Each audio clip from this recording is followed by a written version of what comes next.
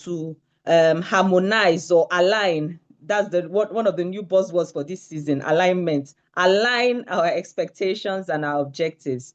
Join me in welcoming. She spoke last week, so you might not hear her voice again till at the end of the session.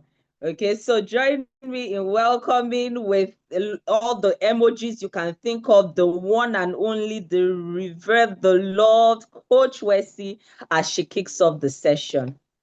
Oh, awesome. Awesome. I like that. I like all the Nice. emojis I'm seeing. The love is real. Oh, you're welcome, Ma. Please go Thank you. ahead. Thank you. Thank you, AZ, extraordinary MC. Good evening, everybody. We're happy to have you here today. And my session is so short, and I guess is the easiest. Just to let you know why we are here. If you were here last week, I'm sure you will have seen this. But if not, nice for us to know why we are here so that we are on the same. So we are here to support your career journey, whichever stage you are on your career. This is the first step towards unlocking your full potentials into the world of work. The world of work is dynamic, is unique, and is changing. So last Saturday, we went through some topics, and today too, we have quite a number. And really, what we want you to gain is the practical tools to stand out in job markets, to be able to, develop your communication skills, be more confident, know how world of work is, know the skills you require so that that can guide you, as you start your journey. So get ready to learn, to grow, and to shine. When I started my career, maybe about 30 years ago, that makes me feel old, even though I'm a young lady. There was nothing like this. You don't really have people to support you, for you to be able to take off properly. And like Ezemaka said, I'm not alone. I have a team working with me. I have wonderful facilitators who are doing this as a form of give back to the community of professionals. Without them, this will not have been possible. So I want to thank all of them for being here. I have my HR guru. I've seen his picture somewhere. Normally we're supposed to pay in dollars for HR guru, but he's here free, because he wants to pour into all of you. So just like Izzy said, carry your paper and pen or be jotting on your phone. This space is created for you to inspire action, to build clarity, to help you to become career ready in real life. So let the few hours we're going to spend today, let it count. Let's get you ready. Ask questions, be curious, learn, take notes, engage fully. Don't keep quiet. We are here for you, and the stage is yours. Your world is actually waiting. So this is more than a program, it's more than a webinar, it's your launch pad. So once again, I welcome you all, and I believe that what you're going to benefit today, you will enjoy it for so many years of your career. Thank you, everybody. Welcome. And I'll pass over the baton back to AZ. All right. Thank you, Coach Wesley. Very comforting to hear your voice. And sometimes the virtual community can be a bit, I don't know about others, can be a bit lonely, a bit isolating. Sometimes you just feel like you're having this talk with yourself, but having, another voice reassures you that things are happening here. Thank you. Our coach raised the very, very vibrant point. Questions. I know last week we might have missed out on a couple of questions. We're sorry about that. So sorry. The chat section is open, so please feel free to put in your questions as they come up, and we'll try and take them as we at the end of each speaker's presentation. All right. So thank you so much, Coach Abike. I believe my earnest prayer is that someday in the not too distant future, would have doyens of industries, experts, specialists who will come up, and in interviews tell people that, okay, some of these things that you're seeing me do now, I can attribute it to the Future Proof Your Career webinar that I had, or the job readiness webinar, or some form of encounter, that would justify the work that you and the marvelous team have put into making this thing a reality. All right. So our first speaker today, he really needs no introduction. I mean, if you're an avid follower of original thoughts on leadership and people development, trust me, you would have come across him. You would have come across him. And I am really honored to 1 minute, please. I'm just trying to call up his profile quickly. I'm really honored to welcome him to this stage of ours for the first time, right? And he'll be discussing with us entrepreneurial skills, innovation and problem solving. As he makes his entrance, I'll try to give you a concise rundown, a brief rundown of his profile. I'll confess, I just got it Good quickly from his evening. website. Good evening. Good Please evening. allow me the honors, Mr. Good evening. Yemi. I must read out your profile. It's really short because you made my work very easy. All I had to do was go to your website and I have it I've at the tip of updated. my I've finger. updated it.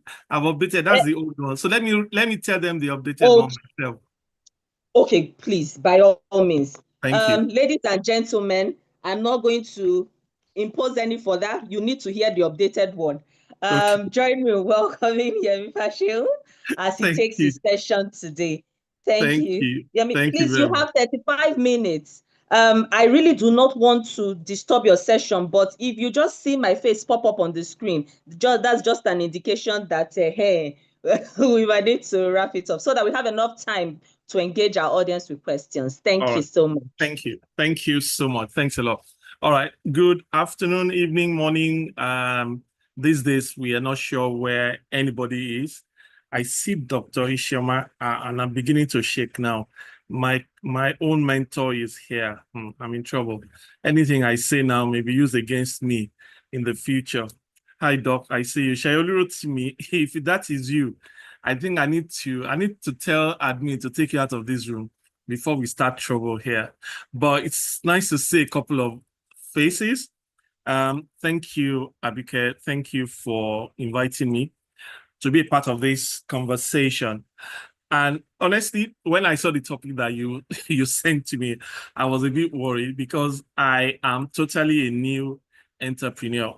But I don't even say that I'm an entrepreneur yet because the only salary I pay on a monthly basis is that of my driver, despite the fact that I've managed the business for about 3.5 years. So I say that I'm a solopreneur. More like maybe that description fits me a bit more than being an entrepreneur. But as I was going through the preparation for this, I sort of bucketed the conversations into three, based, of course, on the subject matter, which is entrepreneurial skills, intrapreneurial skills, and then innovation and problem solving. And honestly, if I shake any of your tables this afternoon, we are evening now in this part of the world, this evening, please forgive me. I'm just going to say it as it is. I'm going to have a conversation rather than have a slide presentation. I want it to be a conversation. So I have talking points for the next 30 minutes or so around the conversations to have with everyone. I want to totally believe, given that I see one or two names, that the class participants are made up of both business people and career people. And honestly, if you ask me, I think the best place to start this conversation is to start from the entrepreneurial skills we need for success in today's world.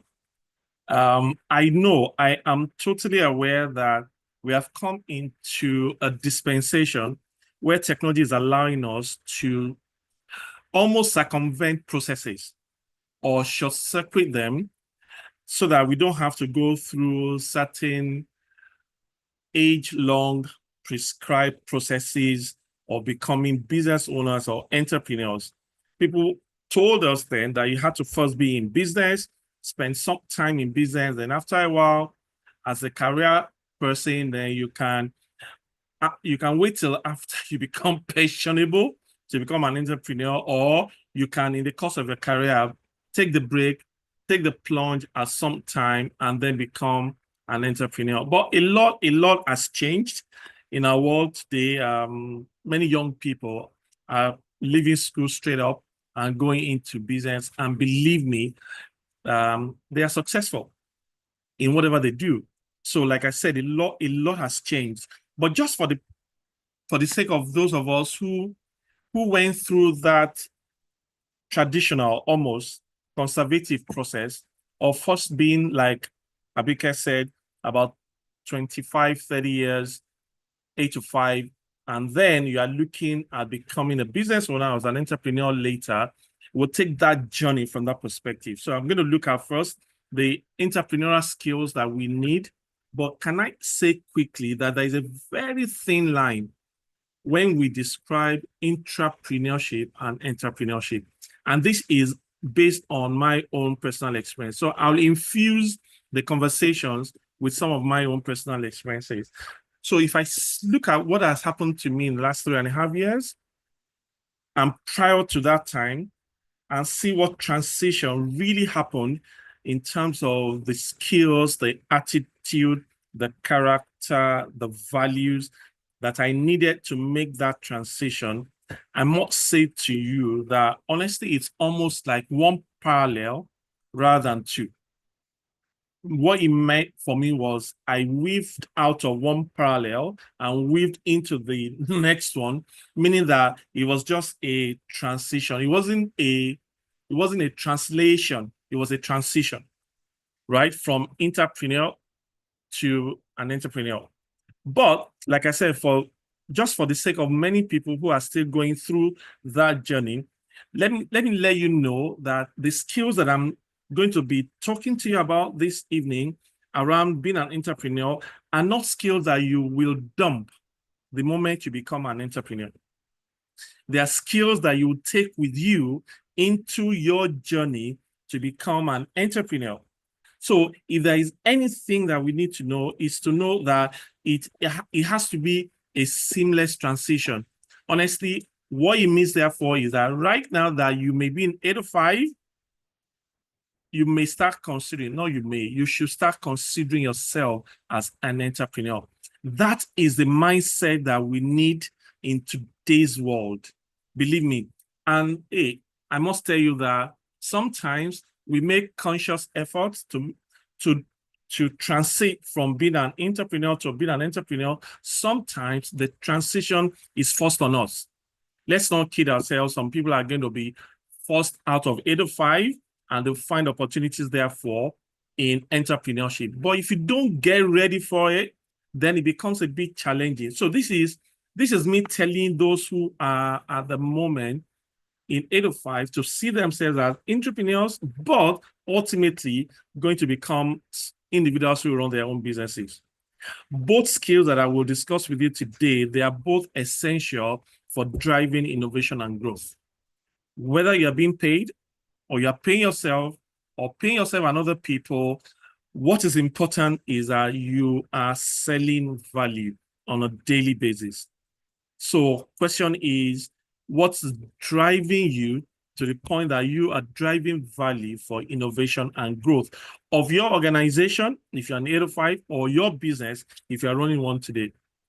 Both entrepreneurs and entrepreneurs require a mindset shift to embrace 3 things in today's now of work. Number 1 is risk. Number 2 is creativity. And number 3 is resilience. That third variable is something that we can unpack for a whole day: resilience. What has happened to our world in the last 5 years has been totally tremendous in terms of how we do things happening to us, and how we respond, therefore, to those things. Yeah, we've always embraced risk. We've always known that we need to be creative so that we can progress in career as entrepreneurs or progress in running our business as entrepreneurs. But what we were not ready for was the impact of COVID on our world and how resilient, therefore, we had to become to go through that moment. And the news Good or bad, I don't know. But the news, breaking news, is that that moment has now challenged us to continue to be in the space of being resilient, whether in career or in business, as an entrepreneur or as an entrepreneur. Innovation and problem-solving skills, therefore, are totally critical skills that we need in today's fast-paced world for career success or for business success. Having said that, as a foundation, let me run through what I have scripted as skills that we need if you are in 805 at the moment. And I roll this out honestly based on my own experiences over the years. I did my own 29, 30 years like Abike in 805 because before I decided to embrace, I'm not sure if I decided or I was forced to embrace entrepreneurship in November 2021. But when you work 805, please note that your job description is the minimal. It's the minimal thing for you to consider as value for you to drive innovation and growth within your organization. I'll say it again. Please never stay in the space of your JD, i.e., this is my job. I'm here to do this. I've done it. I'm not doing more than that. That's all. You are not going to grow very fast, and innovation may not come out of your small corner for the organization. And if you're not growing personally and you're not driving innovation, where will promotion come from? So first thing is change your mindset to think that it's difficult for many people to do, to think that we are running our own businesses even when we are being paid as an employee. Change that mindset. Honestly, let me tell you my own mindset over the years. I said to many people who listen to me that, I mean, why you not running your own business? You can't make money until you start running your own business. And I said to them, my standard response I remember was always to say that, hey, I am selling. I'm actually selling something to the organizations I work with. I was selling my time. And the question is, what was I selling through the moment or the time or the period that I worked with that organization or those organizations? That was value, that was innovation, that was growth of products, growth of services, or the things that I had to do as an individual within my space. So, I mean, when I woke up in the morning and I said, I'm going to work, and I resumed there. Back then, I was resuming. I work at some point at 5 a.m., at some point at 5:30 a.m. Like I said, that was me selling my time. So what I offered to the organization where I worked was my time. I was being paid for my time. However, time in itself was valueless. It is what you bring, the value you bring to the time you spend with your organization that is extremely critical. So change your mindset. Somebody muted me. Okay, I'm back now. All right. So you need to change your mindset to know that as an entrepreneur, your job, your primary responsibility is to focus on innovation and growth within the organizations you work with. And that meant that we're not saying grow because you are doing certifications or growing because you are doing another degree. Grow because you are adding value, tremendous value, going beyond your job description to the job that you do on a daily basis. That's number one. Number two, please, collaboration is extremely important. And now, before I leave the number one, if I didn't see myself as an entrepreneur while I was an entrepreneur, the transition may have been difficult. I promise you, in my own case, my transition, one or two people may know my story, my transition was a bit seamless. And I say that with every sense of humility. I left 805 on a Friday. I updated my LinkedIn profile over the weekend. I updated on Monday, following Monday, about 2 days later, I chilled. I didn't do anything just to get ready for that moment. And by Tuesday, I just literally rolled off the mindset of an entrepreneur and rolled onto the mindset of an entrepreneur. Hey, it's time to run a business. And that was how we started YF Talent Partners. So you've got to be ready before you are ready. A friend of mine, Dr. Bode, I've forgotten his surname now. Is the chief internal auditor at First Bank Group. He says that before the requirements are asked of you to become an entrepreneur, be ready as an entrepreneur. The transition for you, therefore, to become an entrepreneur will be very seamless. Let me go to number 2 quickly, collaboration. You need to have a mindset that you are not the most important person in the scheme of things. I've been preaching this message for quite a while. You need to know that you're not the most important person. You are as important as the next person in your teams and then in other teams within the organization. I think if you check the World Economic Forum required skills of the future by 2030, collaboration is one of them. We're in a world where you need to collaborate with other people. Yes, I know that your phone has the DND option today, but if we require you to do something and you haven't concluded it and you leave work at 5 o'clock, but we want to send that thing to the customer or to the next department and all that, and we are trying to reach you, but your phone is on DND, how is that collaboration? When you are working, when we say that you are a person of integrity, but we require you to do your job so that you can pass it to the other person within the 8 to 5 period, how are you collaborating if you are scrolling on social media during office hours and you're therefore delaying other people from achieving their results? This is the time to tell ourselves the truth, right? How are you therefore getting ready for the moment when you will run your own business and therefore expect innovation and growth if you're not collaborating today as an entrepreneur? Number 3, I'll say proactive problem solving. The next time, this is Saturday, from Monday, next time you go to your boss and you present challenges or difficulties around projects, your job and all that, please don't stop that conversation at that point. The next thing you need to do is you need to look at 2 or 3 solutions, possible solutions to that problem. You need to identify opportunities and therefore proactively solve problems. That is the only way for you to start growing and have the mindset of a business owner. So don't just dump consistently on us the problem. Don't dump consistently on us the challenges. Why don't you also dump on us the proposed solutions? Then we see you as somebody with an owner mindset. So what I'm preaching this evening to you is to say that please don't wait until you own your own business before you start owning your business. Own your business now as an entrepreneur by always being the solution provider, at least, even if it's not going to work. So just let's allow us to see you as an individual who's seeing beyond the problem. So, I mean, when you start your own business, it will be difficult for you to give excuses of sick leave or I'm going to do this, and because it's your business, you will have to run it. So all the energy that you may think in the future to run a business, you need all that energy to pour into what you are doing today. It looks as if, well, yeah, you are living somebody else's dreams. I know that I have read a couple of things like that. People say, oh, you're living somebody else's dream. Why don't you go and live your dream?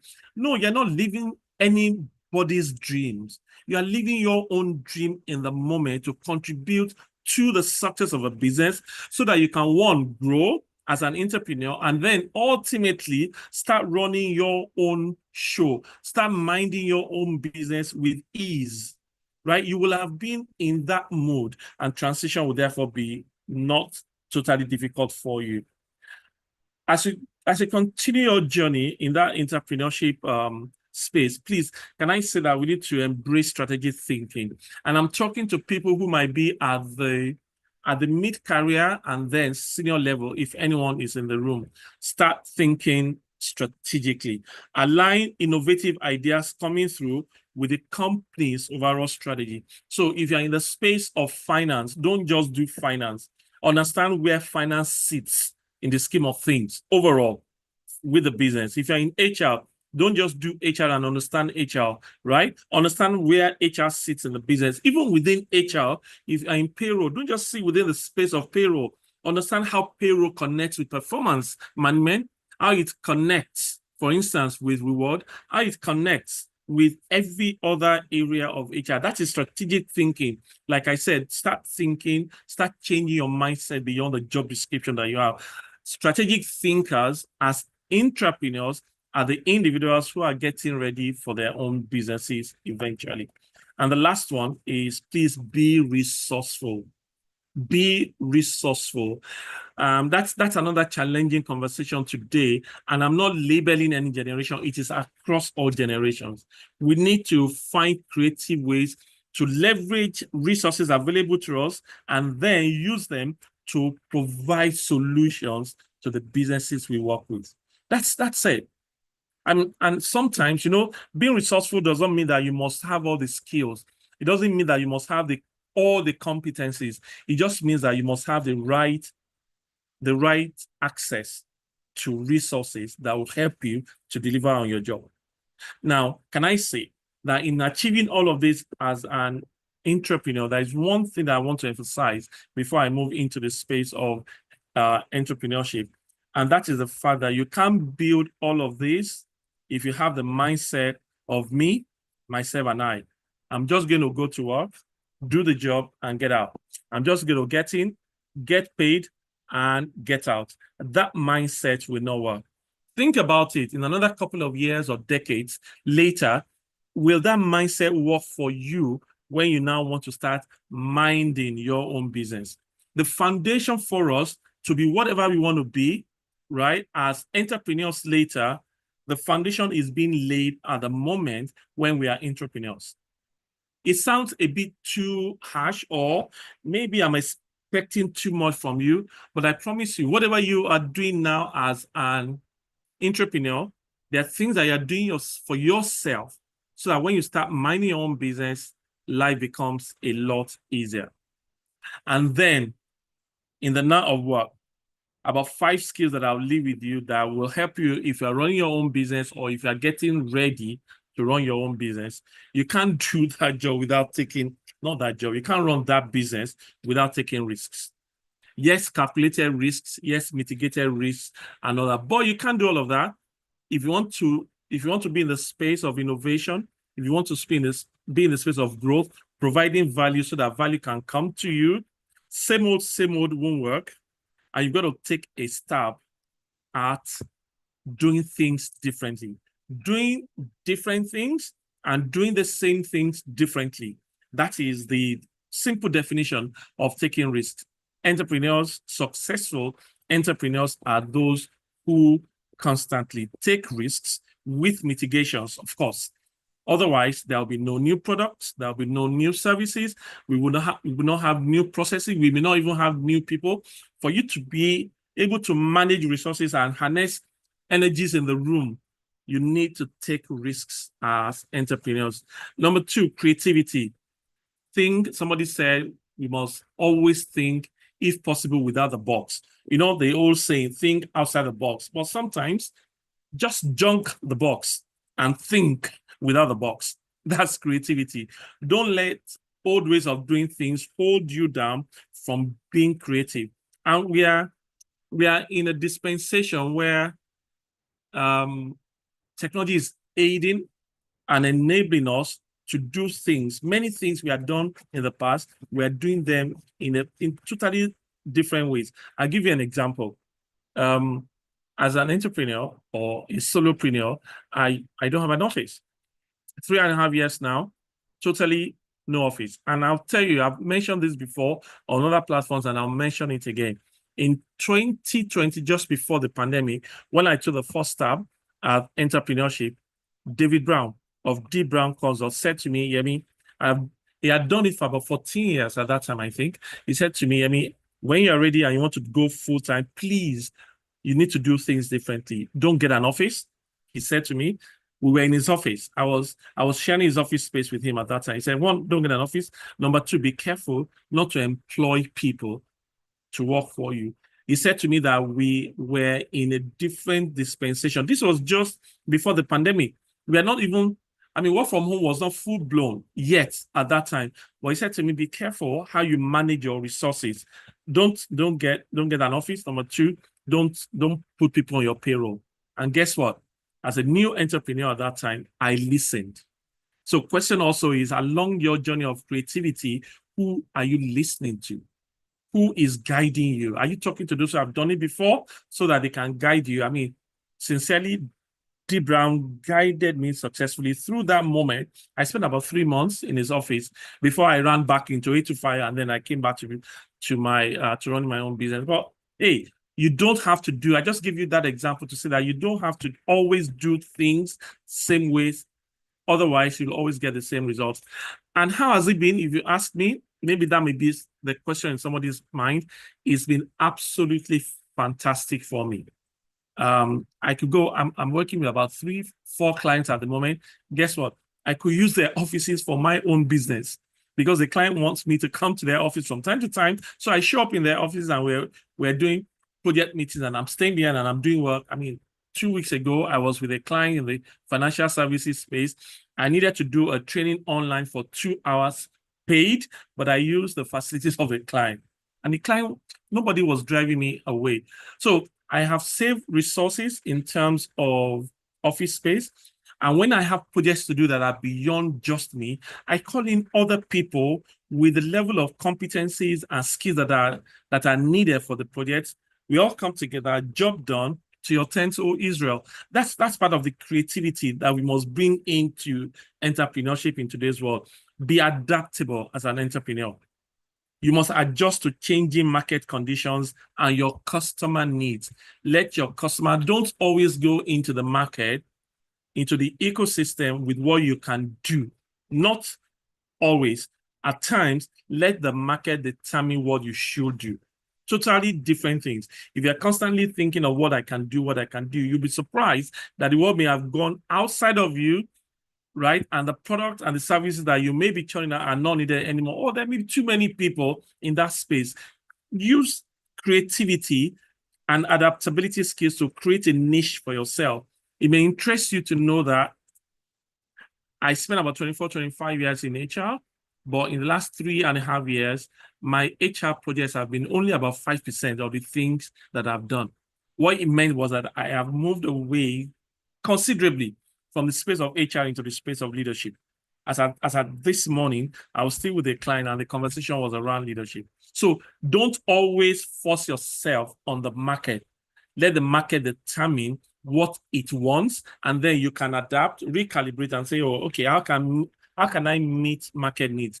Successful entrepreneurs are those who are constantly in touch with the market. Resilience is not going to be all rosy. You remember when you were in 8 to 5 as an entrepreneur, paycheck coming in every month. Sometimes as an entrepreneur, it's not going to be like that sometimes.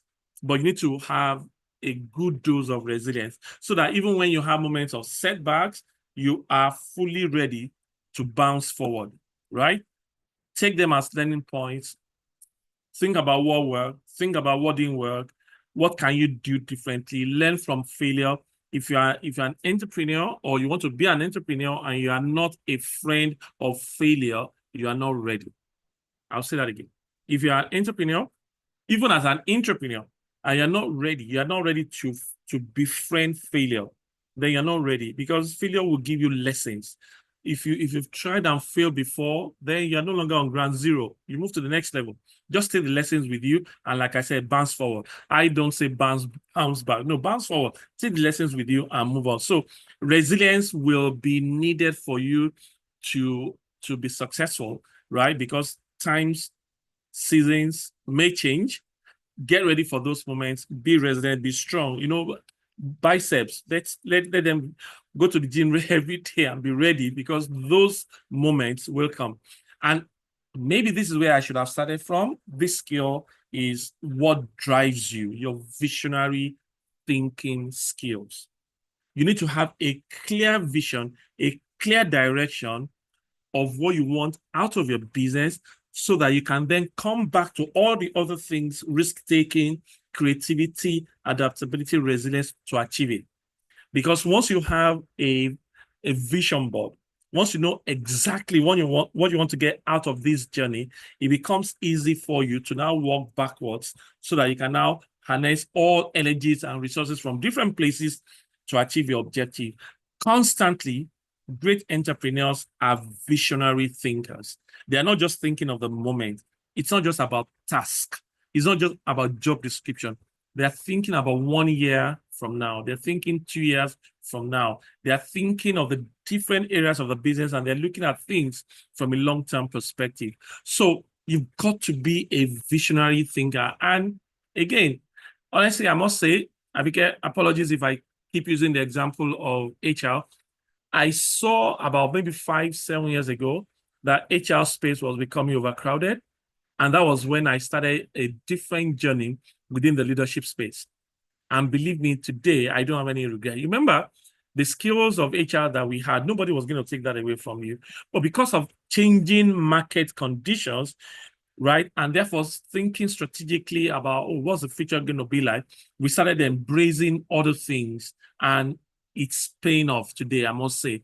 So visionary thinkers are great entrepreneurs. Or if you say the other way around, great entrepreneurs are visionary thinkers. Don't think small. Think big. You may act small in incremental leaps and bounds, but you must constantly be visionary in your thought process.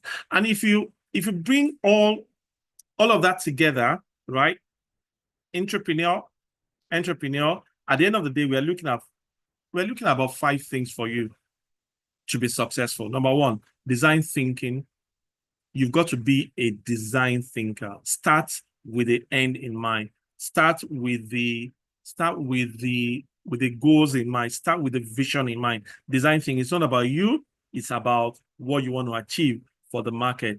You need to apply those principles, and they will allow you to therefore develop user-centered solutions, even as an entrepreneur. You need to constantly identify market opportunities. Things are changing around you. Even within your 8 to 5, believe me, everybody's been talking AI will take our jobs and all that. What part of your job do you think AI will take over with time? And what are you doing differently? Or are you also thinking that AI might take out your job completely? And the question is, what next? So clearly, constantly identifying other opportunities. Great entrepreneurs are great with experimentation. Recognize gaps within your organization or within the market, and then you provide and test solutions and see if I do this. For instance, put yourself into projects as an entrepreneur. You are not in payroll. You are in, for instance, talent acquisition, but you've gone to do Python or Power BI, and there's a project around reward or compensation and benefits. Experiment. Raise up your hand and say, hey, yes, I'm available. 2 weekends or 3 weekends in a month, yes, I'm available. That is the way to grow, and that is the way to experiment with skills. As an entrepreneur, test your product, start with the consumer in mind, go through that iteration process, and then come up with something great for your ecosystem. Collaborate, and please enjoy having discussions with people who may not be like you. They bring something different to the table. 6 and 9 will be different from 2 individuals depending on the angle of sight. So you need to learn to collaborate and therefore have diverse perspectives to the things you're doing. And the last thing, embrace failure. I failed. I put up a clip on my Instagram page recently, and my DM has been buzzing. I said that I was sacked twice in the course of my career. As a matter of fact, after putting that thing out, there was another instance. I mean, I worked in about 13 organizations before I rolled off 8 to 5. There was another instance that was close to being sacked. Maybe we had a mutual agreement to separate. So what I'm saying, therefore, is there will always be that challenging moment in our journey, either as an entrepreneur or as an entrepreneur. We need to embrace failure and learn from it. And we are the better for it if we take the learning points and then move on, so that we are not just resilient, but we are doing things differently. Ladies and gentlemen, my time is up, and let me leave a little time for questions from participants. Over to you, Madam Moderator. Thank you. Thank you. Thank you, YF. That was spot on. I was almost at that point where I was going to show my face. I was enabling it on my backup plan. It wasn't coming on. I was wondering why. So I said the spirit must have whispered to him that our conversation that we had. Very deep insights that you shared with us, as in very deep insight. And you know what I'm marveling at?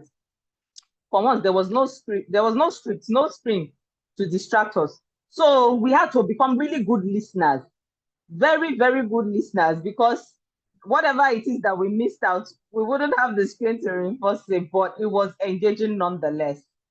Oh, thank you so very much. Thank you. It's always a pleasure to hear from people who have worked it. While we're waiting for the questions, I have one of my own.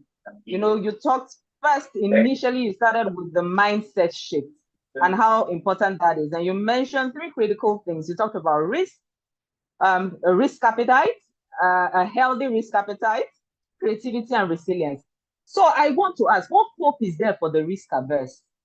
As in, what hope? I will not. I won't be ashamed. Let me throw myself out there.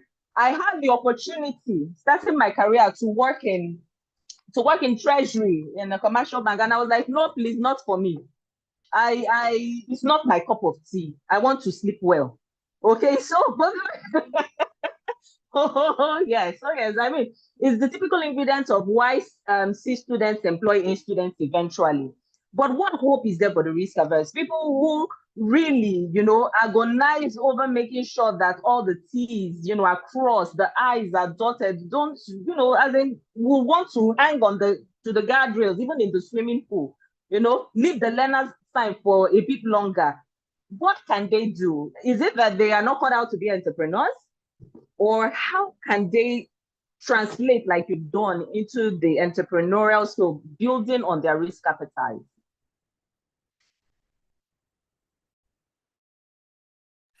Let me say first that you missed out an opportunity. Those were years when everybody as a bank, I mean, I work in 3 banks, everybody wanted to be in treasury. You're saying that you passed on that opportunity? Oh my days. Can try and imagine how rich you will have been in dollars by now, right? But we are all not the same. I agree. Our risk appetite will not always be the same. But let me give a short answer to this. Fortune favors the brave. And those are not my words. Somebody said, I can't remember the guy's name. Fortune favors the brave. You can't sit until all the elements are fully aligned before you decide to take sail. No, the elements will not be fully aligned. I have not seen it. It's not possible, right? Even not taking risks is a risk on its own. So how do we make that transition? It's a gradual thing.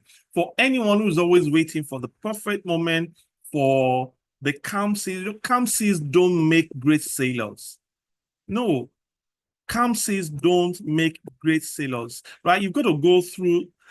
Sometimes the best way to get out of it is to go through it. Go and ask the pilots. Sometimes the best way to get through, to get out of turbulence is to go through turbulence. So I think we are missing out a lot if we are always expecting the lines to constantly be straight before we embark on a journey. No, if you see the ECG report for any human being, it will be a straight line for a while, it will go up, it will go down, another straight line, go up, go down. That's how life is. So we must be ready for those moments and take risks. Some risks we will take, CBEX, and it will land us in trouble. Some risk we will take and we'll get fortune out of it. But what's important is to not take a blind plunge right into the future. That I will not advocate, right? I just go through it. No, look at the pilot that I mentioned. Despite the fact that they go through turbulence to get through it, they are still aided by navigation possibilities. So we must always find that balance between not taking any risk at all and taking risks that are mitigated. Do you know, and this is the time I'm going to mention this, do you know that some people may be listening to me right now, and the only thing they are concentrating on is the state of the Nigerian economy? Inflation is 30-something%. Cost of living is high. to travel by air is XYZ. Are we also aware, for instance, that mutual funds is returning about 20.68% to investors at this moment in this same economy? So it means that taking risk is a function of knowledge. I think that's where I was going. It's a function of knowledge. The more knowledgeable we are about that area, then the better for us to take that risk, because knowledge allows us to mitigate the risk. If it doesn't work, there may always be a plan B or a plan C. But I'll tell you what, there are some entrepreneurs who say, no, I went for it without plan A, without plan B, and it worked. So let's not stay in the space of not taking risk. It is absolutely dangerous. Don't wait for all the elements to align before you take a sale. Awesome. Awesome. Thank you so much, Wire. Thank you so very much. Yes, We've done very well for time. I don't see any questions in the chat section. There are a couple of comments, but I don't see any questions. Maybe if you hang around till the end and there are a couple of questions. I know you're a very busy man. I mean, you talked about time. Yes, selling your time, even as an employee back then. But if you're around with us till the end and there are other questions, we'll share them with you. All right. Thank you so very much. It was a cerebrally stimulating conversation with plenty food for thought. Fortune favors the brave. Risk is a function of how informed you are. Knowledge. I got that. Thank you so very much. Thank you. All right, ma'am. Members of the audience, please join me in appreciating YF. It's not easy to get him out here. Oh, it's not very easy. Kudos to Coach Abike for being able to handle that and swing that. All right. And thank you all for being here 100%. Yes, thank you. Please let the thank yous roll in. Next up on our agenda would be our first photo post for the day. Right now, we have over 70 participants. We don't want you to run away. All right. I don't even believe that you run away because a lot of things are happening. Okay. So take a risk on that data, take a risk on that credit. Let us get the knowledge that we need to be able to approach the market intelligently. So we'll be enabling our cameras for the very first photo session of the day. All right. So let me do the needful. I have turned on my camera, and I'd like you all to turn on your cameras, please, so that we can have our first photo post for the day. Vivian, confirm to me that you're ready. Vivian is our in-house project manager and she does a great job. Excellent job. I'm sure you've seen emails from her. She's been engaging you as far as this program is concerned. She took a very brilliant session last week. I hope the recording will be made available. I mean, it's something that she's very good at, getting past the guard dogs when it comes to ATS CV screening. All right. Are we ready? Yes. Vivian, please loud. Yes, so, we are. I'll just keep quiet so that we can do the needful.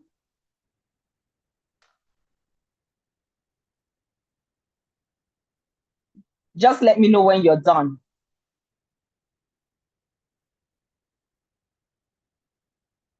All right. Are we done? Yes, we are. Oh, great. Awesome. All right. So we're going to get this train moving, smooth sailing today. All right. So we're moving on to our next speaker for the day.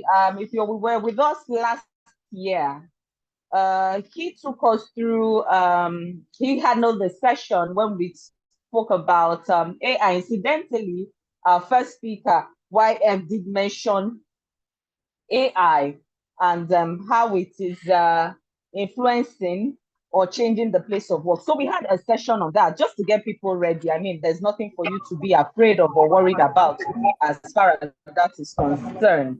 All right, so hey, please, do you mind muting your microphone? Okay, when that happens, I get muted. Okay, I have. Okay, so straight up, we'll be exploring opportunities in digitally book World of Work. And our next speaker will be discussing digital skills, all you have to know about remote work, freelancing, and online opportunities. Like I said before, he's no stranger to this platform. And I would like to appreciate him. Every time we call out to him, he responds. Just for you to get to know him, his name is Abiodun Ibitayo, and he's a seasoned recruitment consultant at King's Choice Global Recruitment. All right, he has an educational background from the University of Lagos and Rome Business School, and has over 17 years of professional expertise in his bag. His diverse experience spans 10 years in the banking industry. He's where he worked with the HR and talent acquisition team.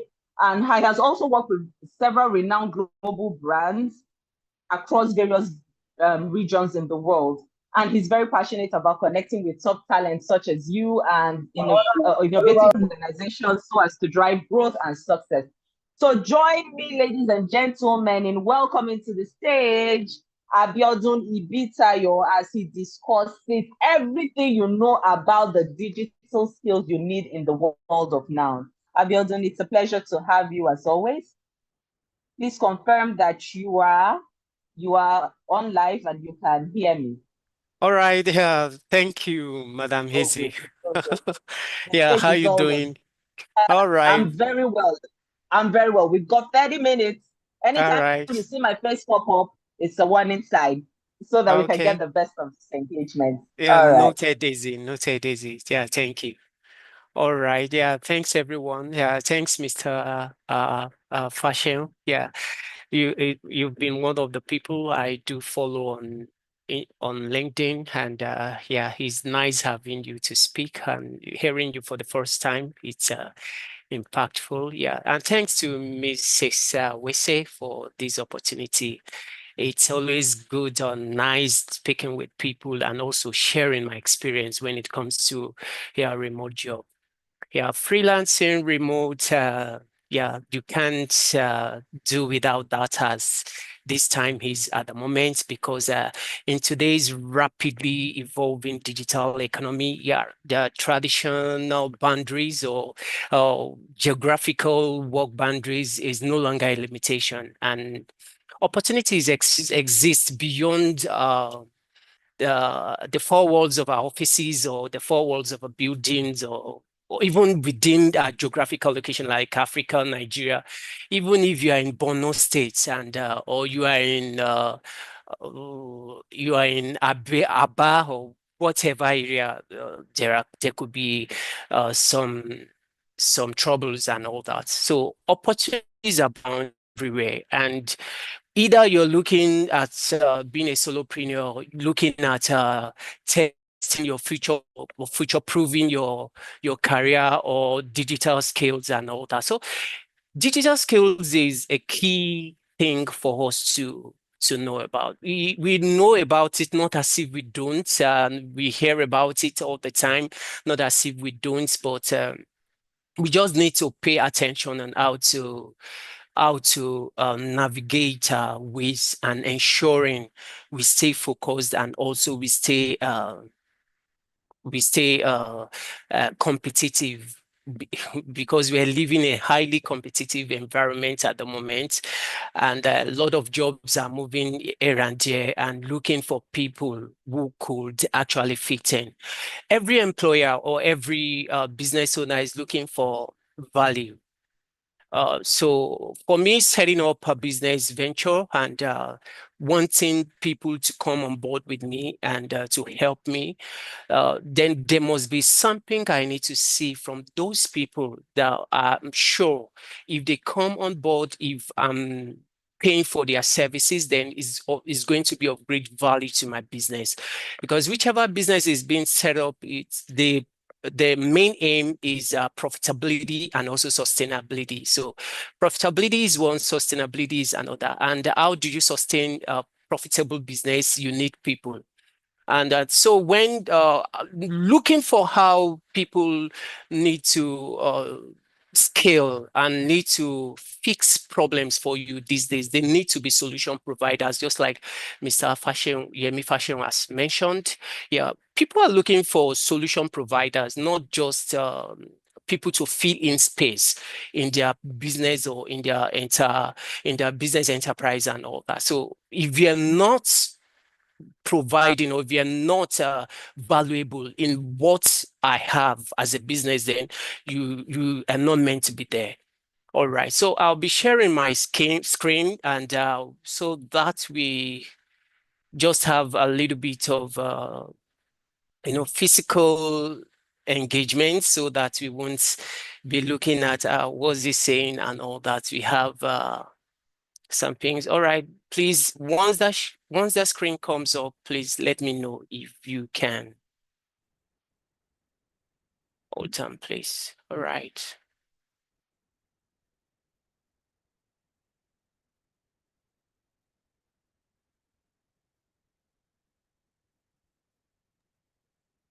Yes, we can. All right, thank you. All right, so when we unlock,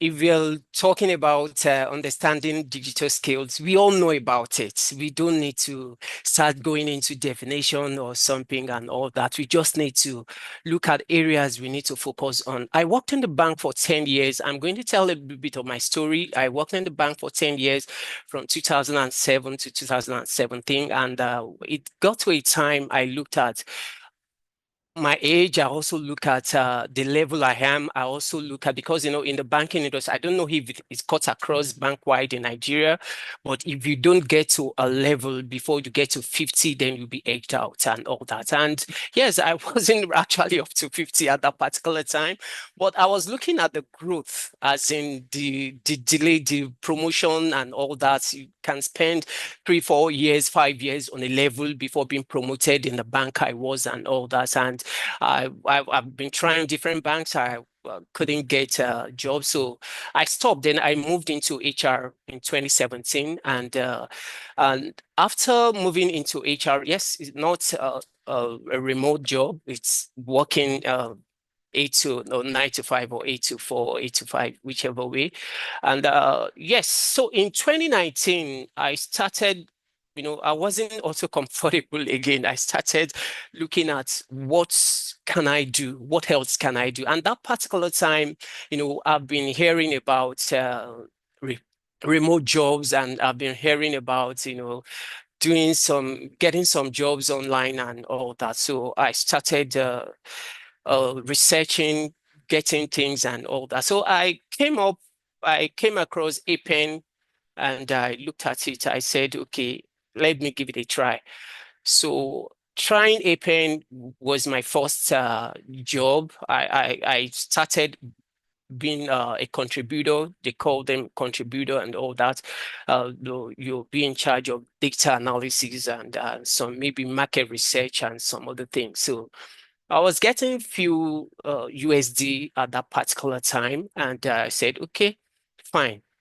And on 2020, yes, I was out of job, looking for something during COVID, because the place I was working for was an hotel. So there was some things happened. So during COVID, so I had to leave. And when I know how to face APN squarely, so I was always on LinkedIn, talking to people. I think that was the time I got to connect with Mr. Yemi Fashion and all that. And yeah, I connected with a lot of people, trying to see if I can be getting their posts, seeing their posts, if there are opportunities and all that. So I came across a woman. She's late now, may God rest her soul.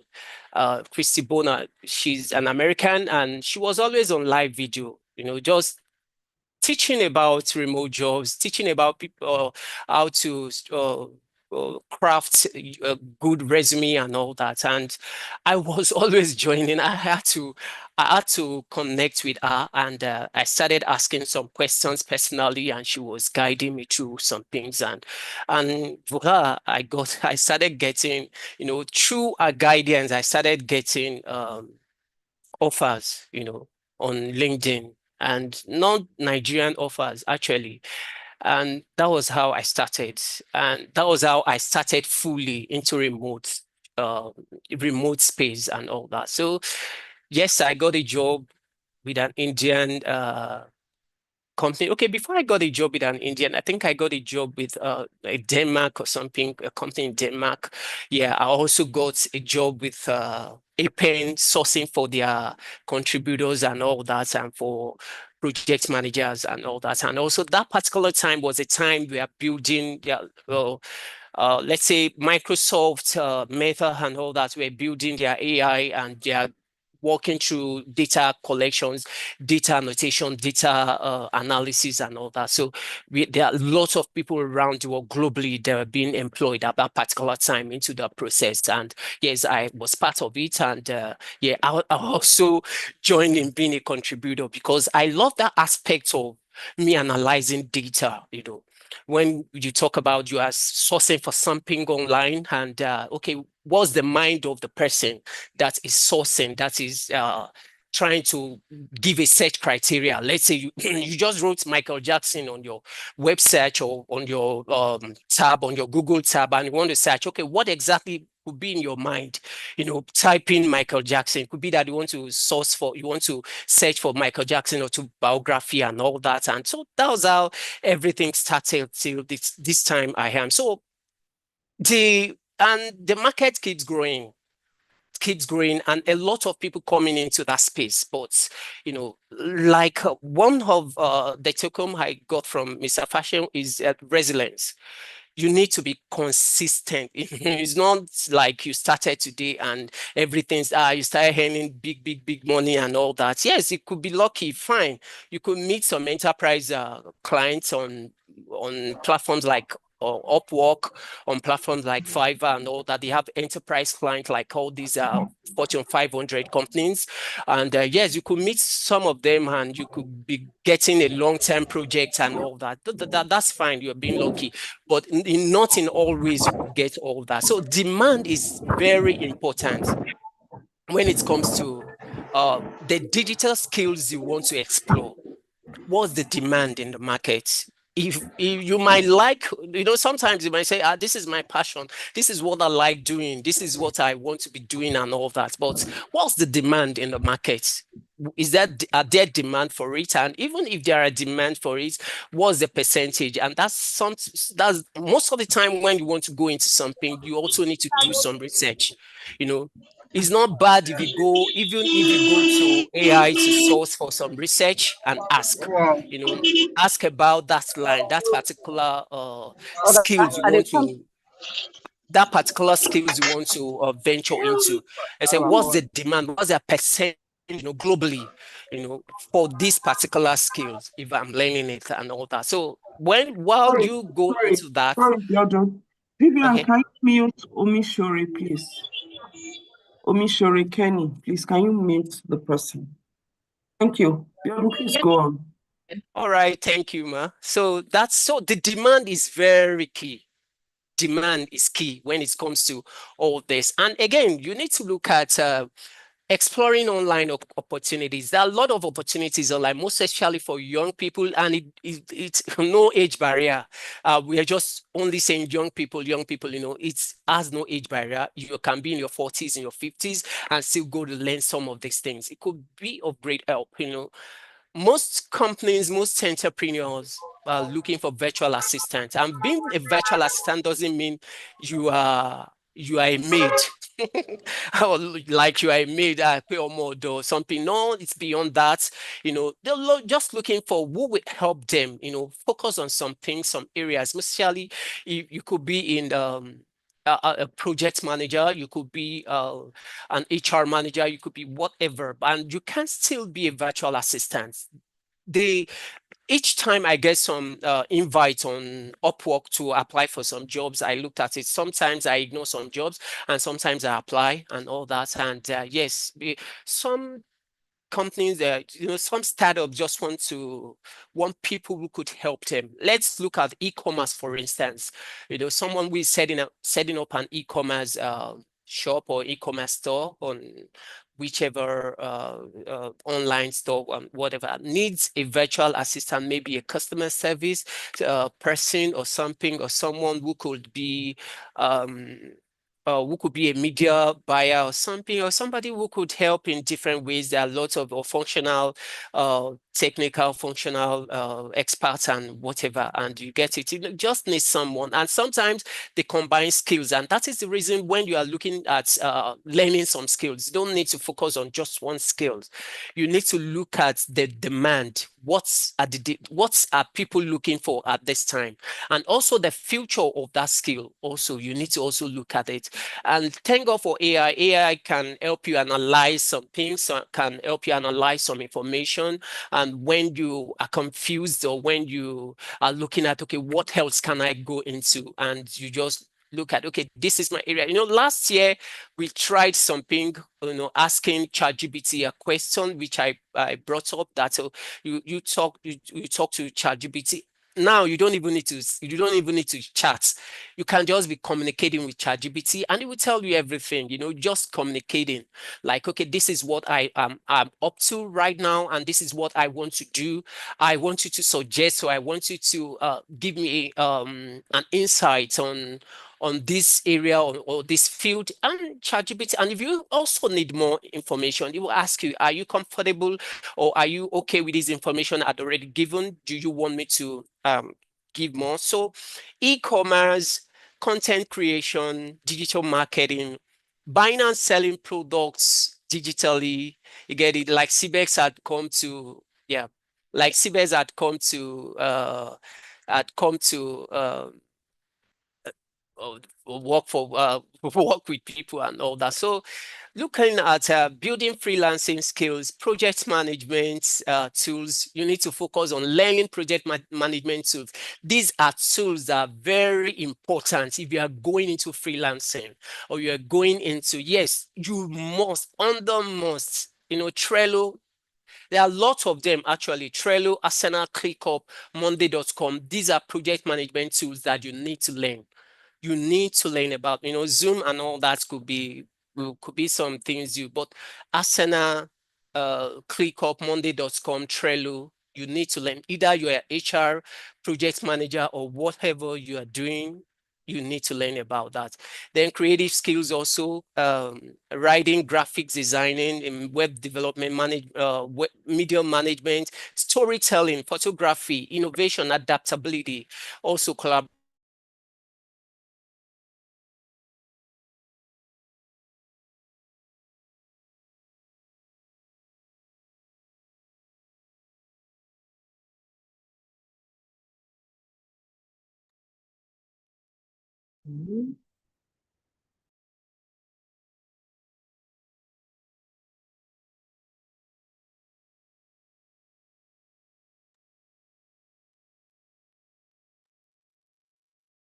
Is it my network or is it his network?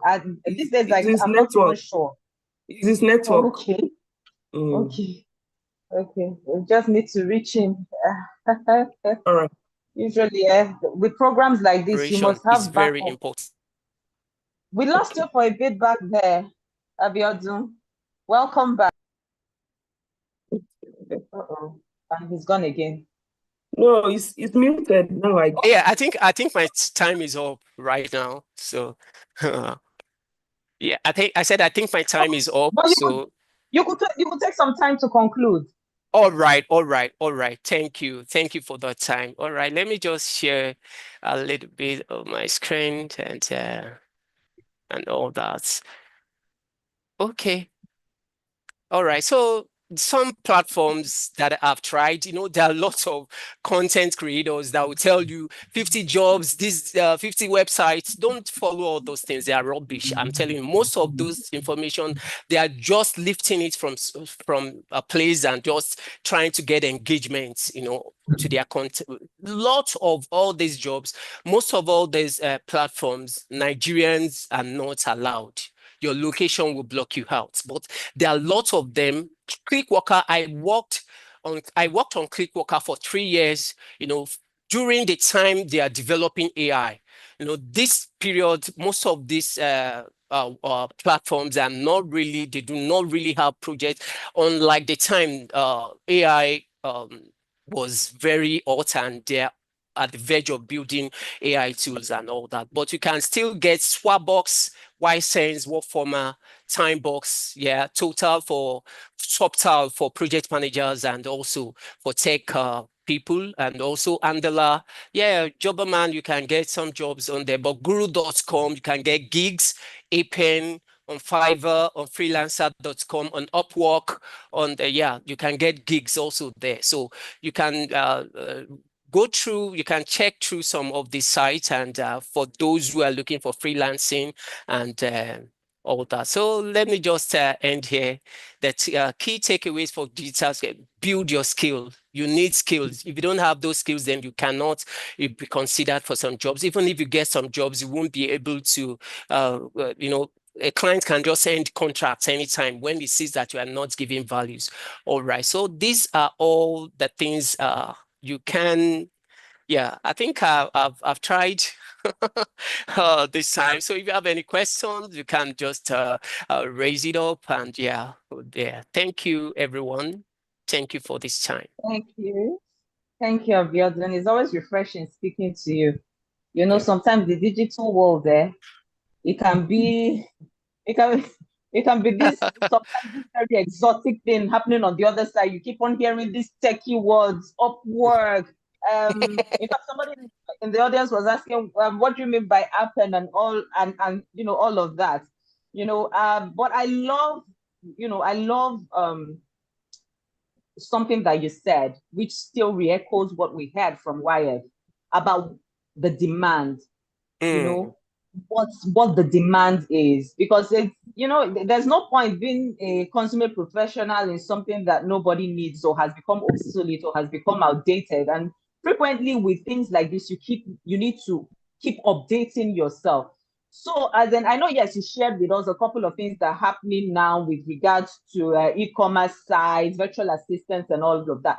But what if you were to recommend for somebody who would want to explore their digital skills, you know, towards becoming an entrepreneur, as in regardless of their age, which would you recommend? You know, what would you recommend? Which one is it that would be a very good way to, you know, take the milk and win yourself into harder things? Which of these demands, you know, would be an easy, yes, easy inroad? All right. Yeah. Thank you, Hezi. There are lots of skills actually, and there are lots of roles coming up, and there are lots of roles that we cannot even give a name at the moment. But as time goes on, they will be named. That will be given to them. For prompt engineering, has to do. Yeah. Hello? So for digital skills, we focus on right now, being a prompt engineer. You can build, as we are in HR, you can build your own GPT on ChatGPT. You get it. And how will you be able to do that? You can, because you use it, if you use ChatGPT a lot and you use it for everything, you ask so many things and all that on ChatGPT and particular area, then it will start building like a profile for you. So on the back end for a tech person who could help you build API and all that, you can have your own GPT, you get it, that you can be selling to your customers, or you can be helping them, because the world is about solution. People have problems, and we will still keep having problems. So in that area, for somebody who wants to go into maybe entrepreneurial or whatsoever you are doing, that coaching or something, look at you building your own GPT, or look at you building your own software or your own application, even from GPT. You just need to even ask GPT, I need to do this. How do I go about it? Then ChatGPT will tell you everything. Then when you need other people to collaborate with you, then you can call them. Then also for tech, people in tech, AI is already developing code and all that. So you need to look at machine learning. You need to go into machine learning. It could be deep learning, machine learning, whichever way. You need to start looking at it, because we are just at at the beginning of AI. There are lots of things, robotic process that will still be coming up, and also there are lots of things also as professionals, as you are in governance on your profession, you know the governance aspects in your profession and all that. There are lots of things you also could do with ChatGPT, building a solution, selling to your clients and all that. Then for people who are young and all that, I would go into virtual assistants. Regardless, even if you have 20 years in tech, it depends on the client. It depends on the processes you have worked on that will expose you to the kind of work processes or whatever. You get it? If you work, I don't want to mention names of some companies and all that to demean them, to demean their service or whatever. If you work with some particular brand or some particular company, you'll be limited because their processes are also limited. But if you happen to work with some clients who are building right now, they are building into new technology. So it will help you learn some, like I mentioned, Asana. Asana is a project management tool. It's, ClickUp is also a project management tool, and also Monday.com, and also we as HR can also learn all these tools because it helps you also strategize your processes and help you, follow up with your processes, and so that you won't lose touch of either recruitment, either payroll, either employee engagement, either whichever area we are looking at. So that's info. So virtual assistants, AI development for software developers or something and all that. Then for e-commerce, drop shipping, learn about drop shipping. You can do that. You can just go to YouTube and learn some.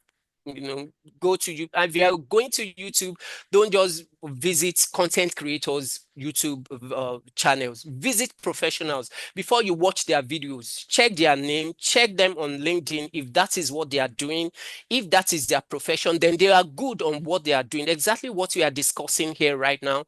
Professionals are talking about what they had gone through, not head knowledge, not something whatever, in some spaces that do not, or you are giving people pressure to want to do what practical things.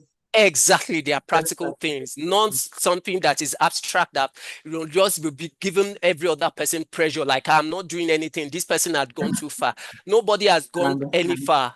You can start today, and even you can start. Yes, you can start today, and once you identify that need, that is the beginning. That's the beginning. All right. Thank you so much. You're welcome. Thank you so much. I don't know what's happening in the question section, but I hope they wake up on time. Well, Abiodun will still be around. He's a friend of the house. I'm sure he's still around. YF is also still around. So by the time we get to those questions at the end of the session, hopefully when we've gone through all our course material, all our sessions for today, then we'll be able to take them.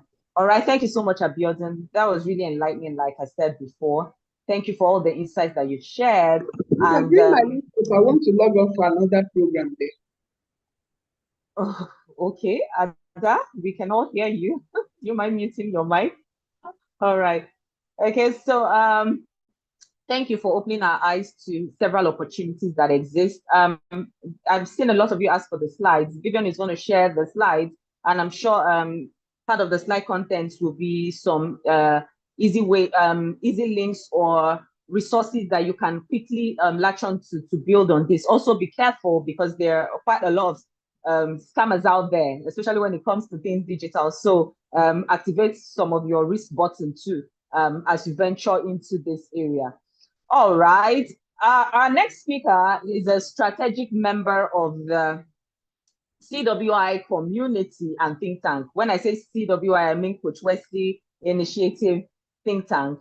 All right. I personally have the privilege of knowing and working with him, in the course of the last 5 years. And I must tell you, he's an erudite scholar, and he's also a progressive professional with, demonstrable competencies in everything that has to do with learning and development and resourcing. Okay, but I mean, you shouldn't take what I say just because I say it. I think we should go through his profile together. All right. So I'm talking about none other than Dr. Adesoji Ogunsanya. All right. And he's a people management expert with worthwhile work experience in talent management and workplace productivity. He's also a certified management consultant with over 18 years experience, which he's gotten from management consultancy, insurance, and the banking sector. He studied political science for his first and second degree at the University of Ilorin and later earned his Doctor of Philosophy. So there's a reason we call him Doctor in Public Policy and Administration from the Walden University, USA. He's obtained his leadership training from the Baltimore County Training Center, University of Maryland, USA, and currently he works with KPMG Professional Services as the head of learning and development. Gentlemen and ladies of the audience, please join me in welcoming Dr. Soji as he takes us on a subject which I'm sure most of our participants are interested in. And it's how to ace your game, especially when it comes to interview techniques and tips. All right, the next voice you'll be hearing now is Dr. Sajid while I take the background. Thank you. All right, thanks, Izzy. I want to know if my screen could be seen. Let me just share my screen.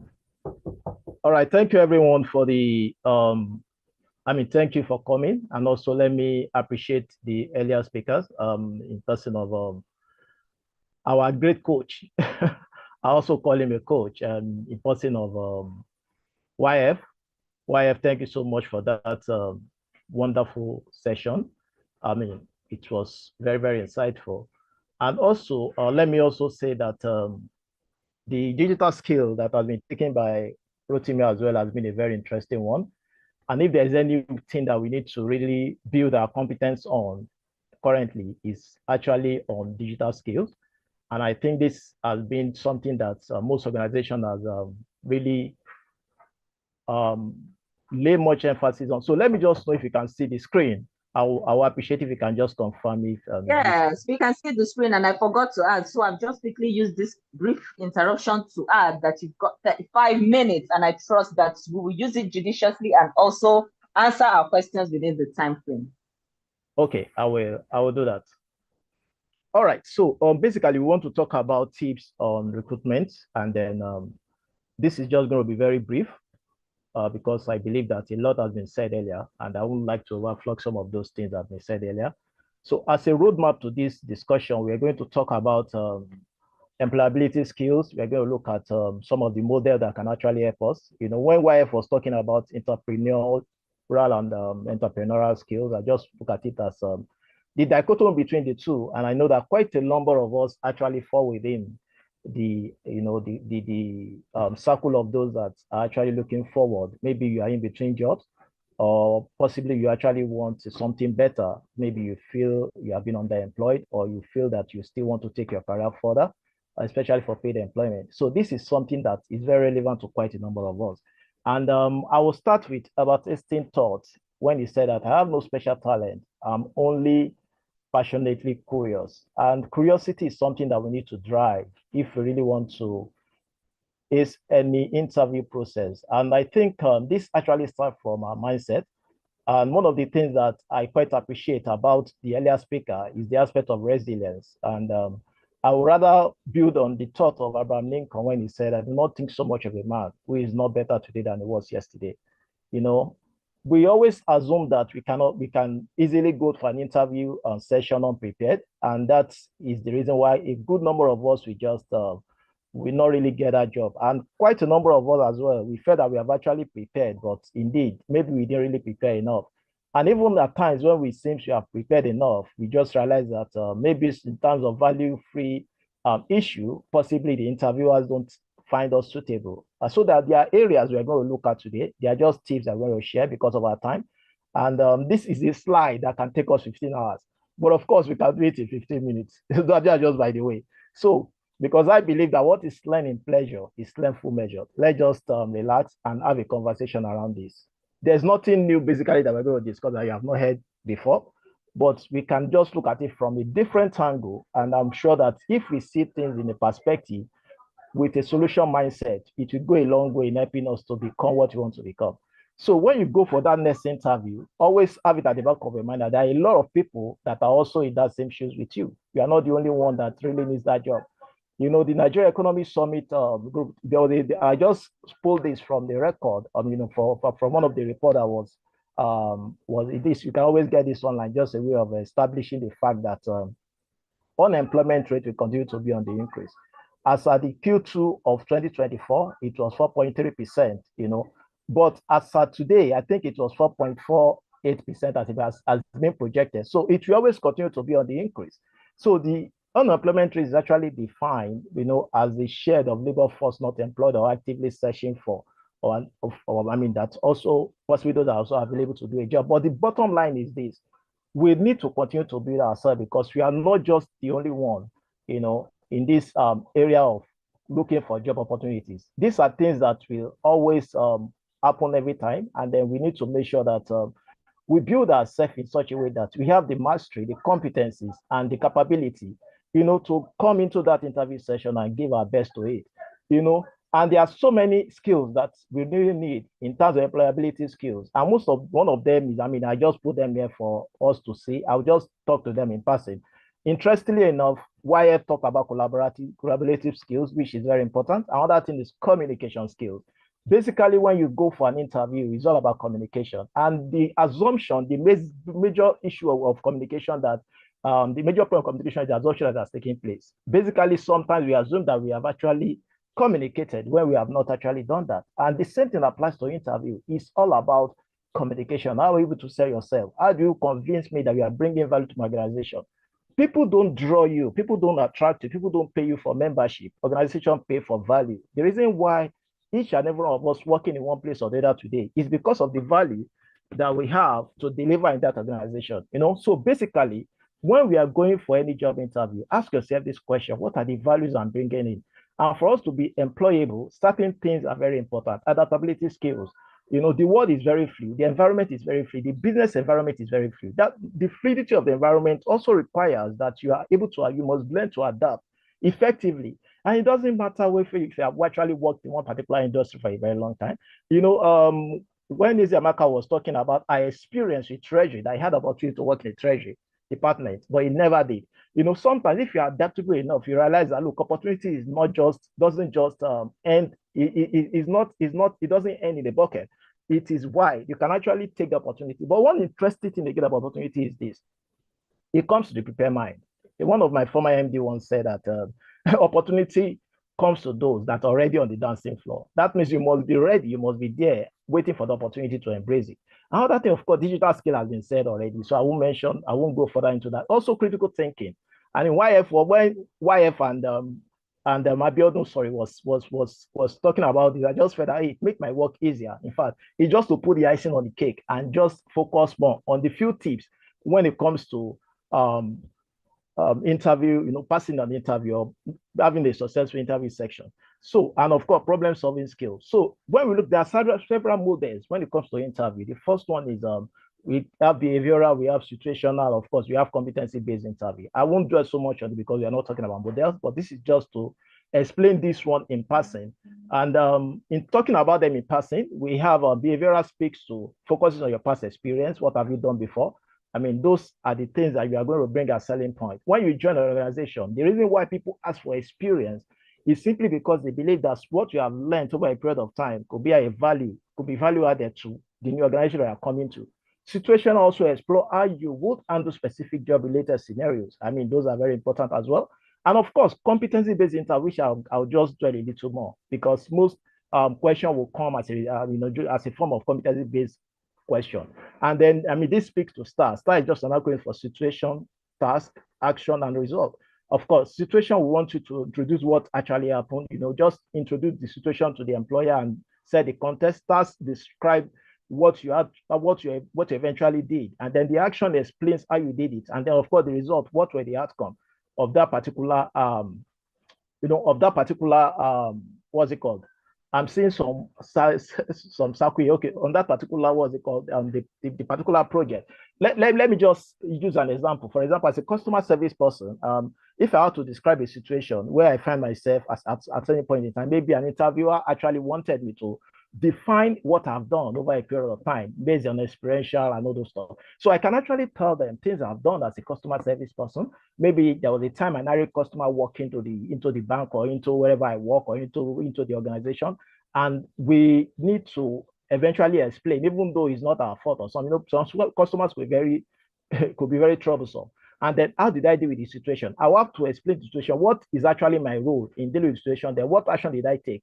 Okay, I made sure that I spoke with the customer. I made him understand that, of course, I understand what you're going through. I show some empathy, and then I also called someone that is more superior to me, the person, so that the person will have a kind of a leadership touch into what the situation is, that is issue is being addressed, and of course, what the result we eventually resolve it. So you can actually look at areas. It could be project management, it could be engineering, it could be anything you do. So what are the tips for interview to having a successful interview? The first thing is CV presentation. Nobody gets to see you. The first thing people see is your CV. And some of us make errors on our CVs, maybe from the names, from the construction. I've seen CVs where people just adopted. You adopted someone else's CV, someone else's format, but maybe you forgot to even change some of the things, some of the personal details of that person on the CV, and you begin to wonder what's going on there. Something doesn't just to align. Grammatical errors, some of those things easily push most recruiters off. They just feel that this person is not even ready.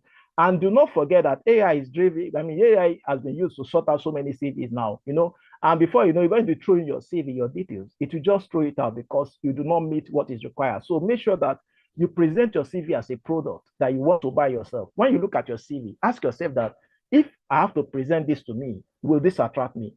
If I have to present this, if this is the only thing an employer will use to judge whether they should employ me or not, do you think this will fly? And there are so many people that can actually help you with your CV. There are so many experts that can actually help you. We can even use AI. You use it ethically to design a CV, but make sure that you don't just take everything clear and sinker, because it is being dropped data from somewhere. So you need to be sure. Maybe you can just use it as a frame, as a model, but don't take it to plan and sinker. Of course, prepare an error-free relevant document. Sometimes they will ask you to write a cover letter in some places. Some will not ask you to do that. I've seen cases where interviewers will even ask you to make a presentation, especially for top leadership role. And then make sure that you have error-free relevant document. Then you understand the job description. Who goes to buy a product without understanding what the products can do? I've never seen a man that wants to go and buy a car, and what comes to your mind, just see the car. You'll have thought about it. Why do I want a Toyota car? Why do I want another car? Why do I want a Lexus car? There's a reason why you want that particular car. So what is the job description? Have you considered why you want to go for that job? Have you taken time to look at the job description of that particular opportunity before you eventually go into it? Because this will also help you to prepare yourself for likely questions that might come up. Know the organization. There's nothing so disheartening that after you have done so well and people now ask you, what do you know about us? What do you think about us? You just realize I don't even know anything about you. People will just feel that, so you don't even have an interest in this organization. So what is the drive? Why? What values of ours align with your value? So you must try to understand the organization that you want to go into, and then dressing for the event. It is very important to dress very well for the event. I won't overflow this. This is, like I said, these are a few things we know about these tips, but we just need to reemphasize it. Of course, practice your possible interview responses. Very important. Practice, practice, practice. You can never over prepare for an interview. It is very, very important. And again, punctuality is very key. Punctuality is very key.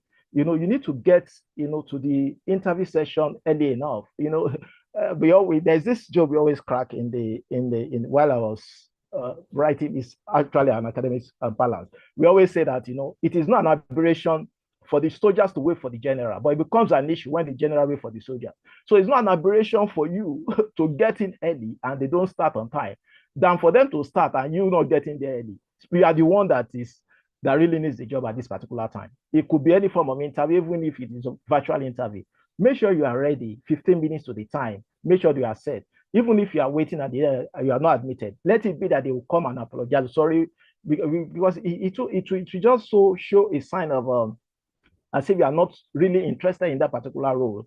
if you get there late, or maybe they log in and they didn't see you, or maybe you log in and you feel that, oh, 5 minutes after the interview time, you log out and you say, please, I didn't see you people, so I think I should just go out. It doesn't work that way. Of course, your body language is very, very important.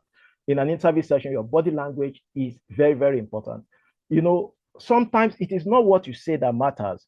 It is also how you say it that also matters, and it doesn't happen to be only a one-on-one interview. It could be in person, it could be mobile interview, it could be audio interview. So let's look at how can you answer a few interview questions? There are quite a lot, number of ways you can answer interview question, but these are just tips, as we said, that can actually help us. And I'm also conscious of time so that I won't exceed the allotted 30 minutes. Structure your responses. Sometimes, just try to understand the question, respond with clarity. If they ask you a question I don't understand, if there's nothing wrong in an interview session for you to ask, I beg your pardon, please, can we just, I didn't get that question. We can always ask, so don't assume what the interviewer intends to ask if you do not understand the question, please. And then you also need to stay focused on the question. Some people, when they ask them A, they want to go extensively and they won't answer the right question, but they want to be answering another question. And then you begin to wonder, but you have not addressed the issue, And again, summarize your response at the end. You can also summarize your response in such a way that to emphasize that these are the things that you've said. Of course, display skills and expertise and your experience, rather. Relate previous experience to job requirement. I spoke about the STAR approach the other time. And then again, demonstrate how skills are applied to real life situation. Those are the things that can actually give a convincing position that you actually knew what you are doing on the job. And then also align your experience to your suitability for the job. And then again, when it comes to handling difficult questions, sometimes they can ask you some difficult questions that can actually throw you off balance. Sometimes all you need is just to take a moment, just give it a thoughtful answer. If the question is unclear, ask for clarity. And of course, maintain your composure is very, very important. Do not panic. If you do not know the question, there's nothing wrong. You don't know the question, you don't know it. Do not give a wrong answer. Do not give stupid responses, to some of those answers, because those things can actually have a detrimental effect on your performance in the long run. And of course, also talk about what did not go well and lesson learned from the lesson. So, from the interview. So basically, after the interview question, also always reflect, go back and reflect, because every interview session, every interview experience is a learning session for you. And we need to take that very important. Of course, I also talked about body language earlier, which is, and of course, nonverbal communication. So maintain eye contact. Use appropriate gesture, when you are eventually driving your point. Your facial expression is very important, so that you can carry the right emotion, and also pay attention to your tone of voice, so that you won't act as though you cannot even speak louder, loud enough so for the interviewers to hear you, or so that you won't even silence your voice at some point. So in concluding, I'll just speak about this concluding part. It is not enough to just ask questions in the interview process. You need to know what question to ask and when to ask such question. Ask relevant question during or after interview. So basically, when they ask you, do you have any question for us? Some people are, some will say that, please, if you don't have any question, just say you don't have any question. Don't bother to ask any silly question. So it is just make sure that you think through your question. In fact, you can even think of the question that you might likely ask even before you get to that interview session, in case they ask you for any, relevant question. That if you have any question for us, you can ask them about their policy, you can ask them about their value. You can even ask them about things that you have read about on them online. That shows a sign that you are truly interested in them. Maybe there's a publication that has been released about the company, maybe a week before, 2 weeks before, a month before, even a year before, that, oh, you read so thing last year and you want to just ask, how have you been able to do that? Or, I love your policy with this CSR in this particular place. It's something that has always been my driving point. And those are the few things that also endear me to your organization. So I just want to find out, how have you been able to do this effectively? What are the things, what are the driving force? And you can even ask about their policy of that, about their core values and things that speaks to you as a person. You can also send thank you notes. It's not out of place to appreciate your interviewers for their time. Just, within 24 hours, just tell them, thank you. Doesn't mean that they will be biased towards taking you, but just note it as it's just the right behavior at times, that, okay, for you to have called me for this interview, I appreciate you. I appreciate you, and this is just to say thank you.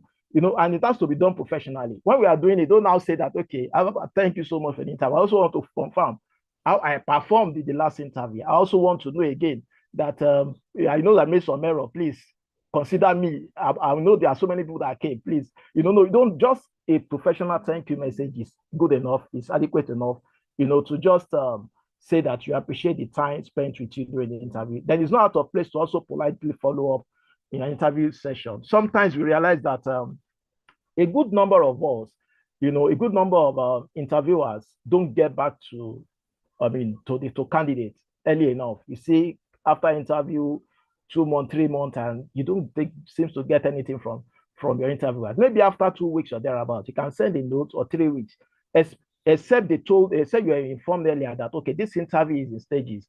Maybe you pass the first stage, you get back to you in so time. If they have given a timeline, you don't need to to follow up on that.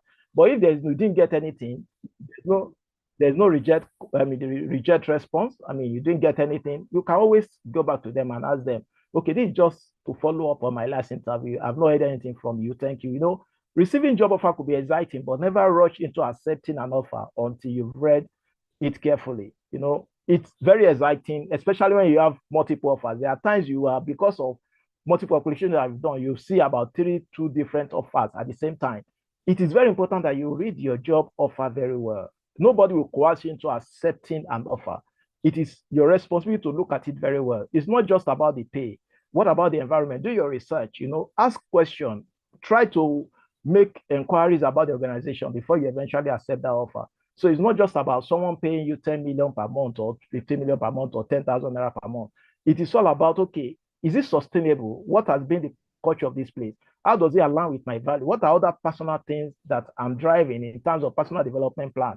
Does it align with my goal? How do I establish my career beyond just fulfilling job roles? Why I encouraged us earlier that even while you are working, you are not just working on your job description. Also try to expand so that when midlife crisis come, you can always have a shock absorber. You should be very careful so you don't fall into midlife crisis and you begin to wonder, what have I done with all my life? So let's try to expand our horizon. And again, when those offer comes, look at it very carefully and see the one that actually align with your philosophy as a person. And then again, take every interview experience with your performance reflection. Think of what you did well and what needs to be improved. Whether a successful one or a less successful one, always look at it from a performance reflection. Have a growth mindset, especially when it's a rejection. Just see it as a way to improve on yourself for the next interview. A good number of us will just go down because we are being rejected, because we have a reject note during an interview. The next thing we hear is, okay, you feel so discouraged. I've seen people who have canceled earlier before, whereby they just get discouraged because they said I've applied to, I've done several interviews, and nobody seems to have. I didn't get the opportunity to. I've not been called for I think I wasn't successful, and the person just felt that maybe it's a spiritual problem or something, but it's not necessarily that. Sometimes we just need to learn from our past mistake. What are the things that we did wrong from the previous interview? Always take it with a growth mindset. A growth mindset is all about. I think the first speaker last week also spoke about growth mindset, which is very important. I think Maris also did that. Maris touched on that. That you must always have a growth mindset. Always have this appetite, this curiosity for building yourself or improving yourself. Joel Osteen, in his book, Becoming a Better You, he actually mentioned that, look, the only competition you have is with yourself. Just when you wake up every morning, look at the mirror and tell the person in the mirror that I want to improve this person in the mirror. And those are the things that can actually help you to develop yourself in a way that you realize that you'll be amazed. Because one thing about growth, whether career growth or whatsoever growth you think of, it comes so unconsciously. Just like you give birth to a baby today and you begin to wonder, this baby has grown so tall. You are not even conscious that the growth is happening. But sometime, one day, somebody just pay your attention to it. This boy has grown. Before you know it, your son is even taller than you now. Your daughter is taller than you. It's something that happens to us the same way learning happens to us. So we need to have a growth mindset. When we have those experiences, let's take it with a learning mindset. That, okay, these are the things I didn't do well. It doesn't mean that I'm not that good. It doesn't mean that others are better than me. In fact, in some experienced recruiters will also tell you that sometimes it's not even the best candidate, number one candidate that will get the job. It could be number 2 candidate. for one reason or the other. I've seen a case whereby the first person did not get the job. It was the second person that got the job because of attitude. So there are so many things you need to look at to know that these are the requirements that can help you to raise the interview. And again, lastly, I will not stop by not without emphasizing the fact that you need to use technology discreetly to enhance your profile and knowledge. It's very key because recruitment is being driven by technology in so many ways. AI is driven a lot of things. You need to also build yourself in such a way that you can fit into that space. You know, if, for example, if you have a very good product, if you render a perfect service, but you do not have the environment, the right environment, the enablement to actually push you out, to show that you actually have it, nobody will come to you. It's like someone selling a product and is in the village.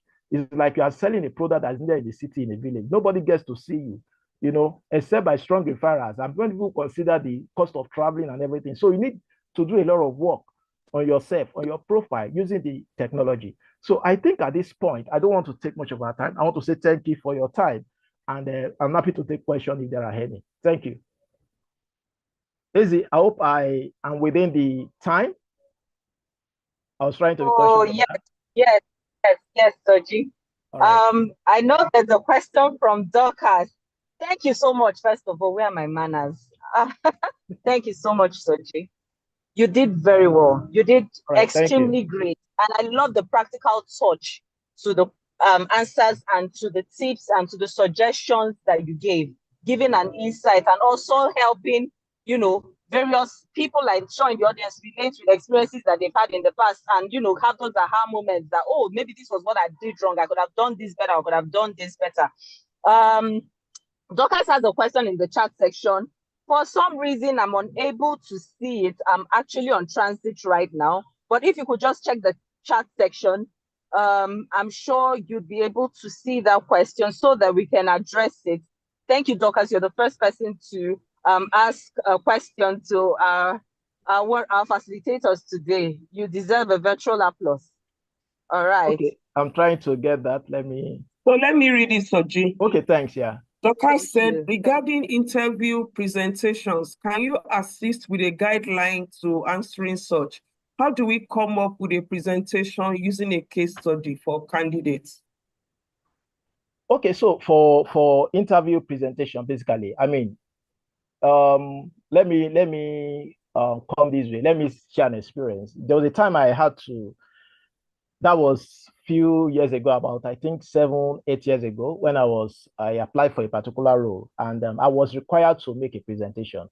But what they also did, they told me exactly what I needed to do. That okay, they gave me a case study, a scenario that okay, this is a turnkey, like a new organization just coming up. It's a turnkey organization, and we want you as the head of talent. We want you to design a framework through which you can build a framework that can actually help us to get the right person on, and also develop a kind of capacity building pipeline, whereby we also have succession plan, replacement plan, and the like. So that was what, they always define what they want from you. If, when you have such case study question or interview process. So what I did, basically, I just made a research. Number one, I tried to research about the organization. Let's even understand, it's a turnkey. So I just research about them.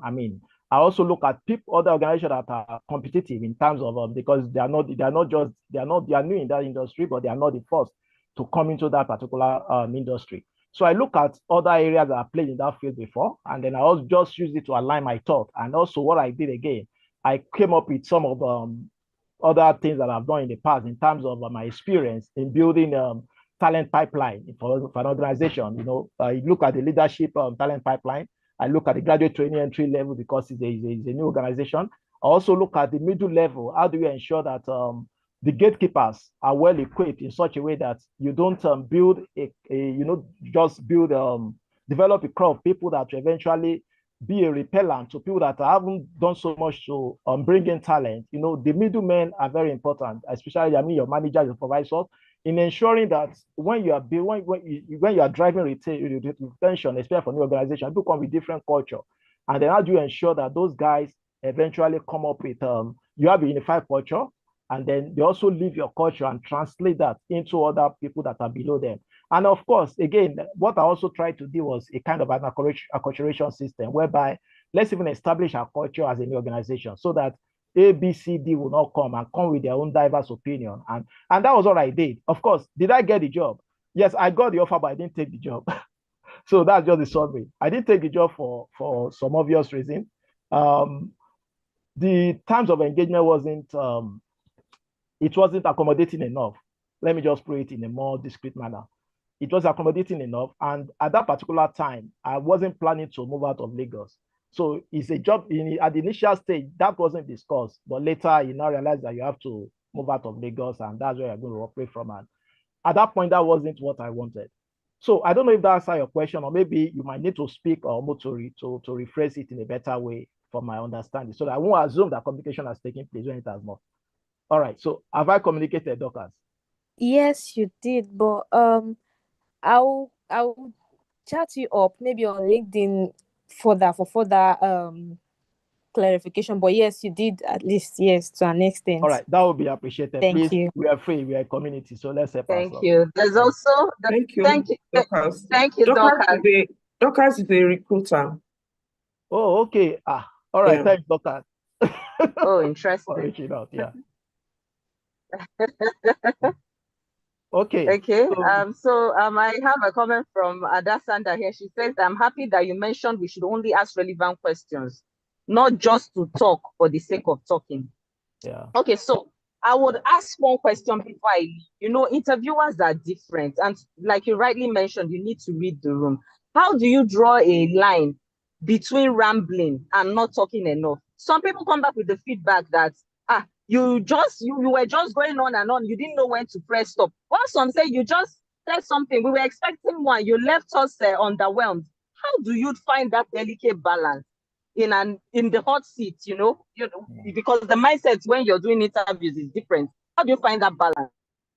Okay, well, the first thing I would say is learn to size up your audience or your panel in a way. Just understand your panel, size your panel up. I mean, and you can actually get that maybe from the first time you respond to a question. Possibly they ask you one question and you went on and on to give examples, and body language will tell. Sometimes they'll just be look. Of course, they might not show it, but sometimes you'll just be wondering when people are not really interested in what you're saying. At times, you could reflect. Just try and watch the body language of a recruiter, and then again, just try as much as to be precise. If they want more, if you realize that when you give your precise answer, I mean, at some point, and then it was as if there is a need for more, then you can initiate that. I can just try and do more. But when it's even better for me, I rather prefer that you say more of those things than, especially relevant things, please, not irrelevant things. You say more of those things than you saying that, oh, don't let me say everything finish before they think that I'm over talking. I rather prefer that you say more of it, but make sure that they're all relevant things. And at times, because they also work with time, most times they might even tell you that, okay, yeah, thank you. I mean, that's understood. Okay, now let's go to the next question. So yeah, I think it's better that way, that you're not just speaking enough, and you realize that that there are more things that you need to say, except you do not have anything else to say. All right. I hope that speaks to that question. Izzy, does that? Right. Are you there? Okay, thank you. Vivian will be handling the next session. We might need to take over. We might need to retake that picture that we did. Please, let's oblige her. Vivian, please. Oh, yes, network. Vivian, are you there? Yes, let's turn on our video cameras. Okay, one more time, everybody, oblige.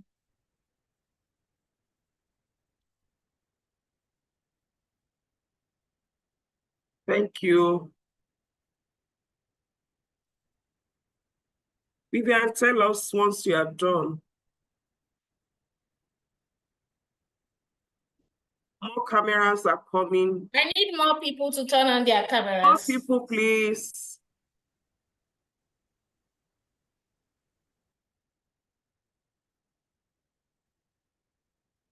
Thank you, everybody.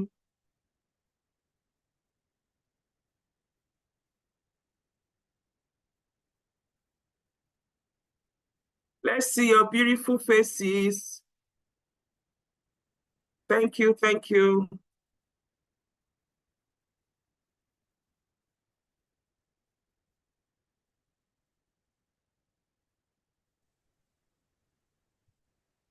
Vivian, how is it going? Okay, we have some people with their cameras turned on. So Don't hide those beautiful and handsome faces.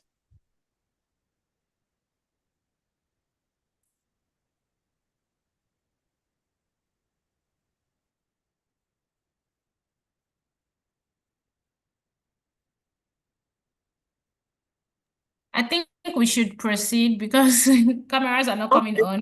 Yeah, no Yes, and problem. time is going. So let's just proceed. Thank you, everybody. Thank you so much. You are all appreciated. Vivian, over to you.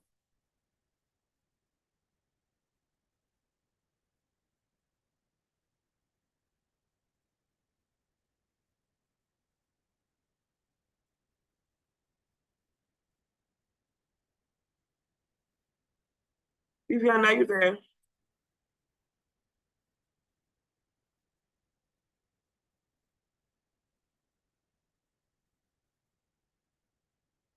Oh, Vivian.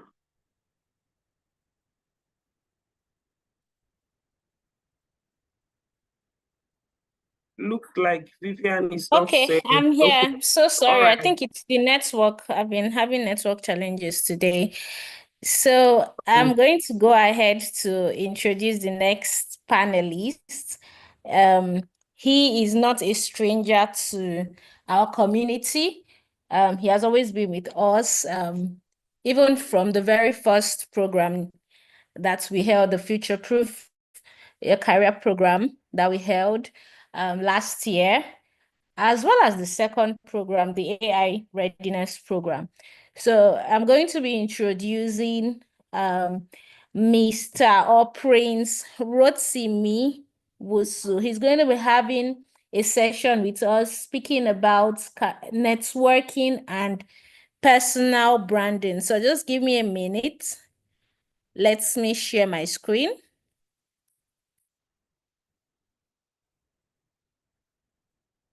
so that I can introduce Mr. Rotimi Wusu.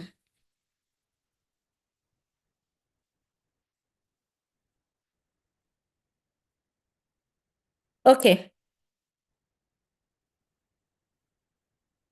So Rotimi Wusu is a seasoned communication professional with over 15 years of extensive work experience, including 10 years in management roles. His expertise lies in corporate communication, brand management development, and marketing communications.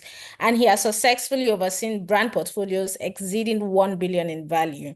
He currently serves as a corporate communication manager at Cabista, when he left Mutual Benefits PLC, and he has held key positions at renowned organizations such as the Henneken Company, Nigerian Breweries, as the head of corporate communications. He has worked in Baobab Microfinance Bank as the head of marketing and corporate communication, Oak Pensions Limited, and some other organizations. Educationally, Rotimi holds a diploma in marketing strategy from the Metropolitan School of Business and Management UK, an HND in mass communication from Polytechnic Ibadan. He is also associated with professional bodies such as the Nigerian Institute of Public Relations and the Advertising Practitioners Council of Nigeria. He has also contributed to the creative industry as a trainer at Orange Academy and serves as an editorial member of Zivang magazine. Additionally, he has held leadership roles, notably as the former president of Junior Chamber International, JCI, at the Polytechnic Ibadan. He is actually a prince from Badagry, Lagos State, a great-grandson of the Generalissimo of Egba Kingdom, Balogun Aboaba, and he is married with kids. So over to you, Mr. Rotimi. We are so delighted having you in our presence once again, and I'm delighted to welcome you on board because we know that we are going to be spilling all the teas that you have on networking and personal branding.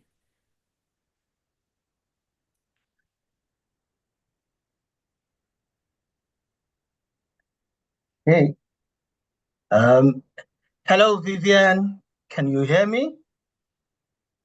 Yes, we can. Yes, we can, loud and clear. Okay, good day, everybody. And thank you so much to Coach Abike. We appreciate your leadership and we salute these efforts you are bringing to change lives. I also like to thank all our leaders that have been on this call. YF, it's a privilege to share this session with you, with Soji and with Daniel. I'm so excited. So I have a very short time, and I'm really going to just take you through. I've been asked to talk about networking and personal branding. So these are topics that will take us hours. So what we're going to do is we're just going to have a gist, and then we'll roll around it and see how well we could bring this to play. So give me a minute as I share my screen. And I do hope you can see my screen. Yes, we can. Ah, fantastic. Fantastic. So today we're talking about networking and personal branding. Two things. On networking, that is one topic I know a whole lot of us we've heard about. I mean, they tell us day in, day out, you need to go for networking, you need to be intentional about these. Networking is the game changers. It helps you build your career. So for this audience, really, what are we going to talk about today? And I'll tell you something. I was in a session during the week, something similar like this. And we keep saying networking. And for me, what I really want us to talk about and look into is, I said, don't just network, build a net worth. Because your network is your net worth. Now, for organizations, we do financial analysis and we say, oh, how healthy is an organization? If every one of us here would do a financial analysis of who we are and our worth, I tell you, it's not about the naira, the dollars you've got in your bank account. It's about the richness of that net worth that you have. Now, and when I say the richness of the network, it's not just about whether you are just with people who've got volumes of loads of money. No. How rich, how important was the value of the people in your circle?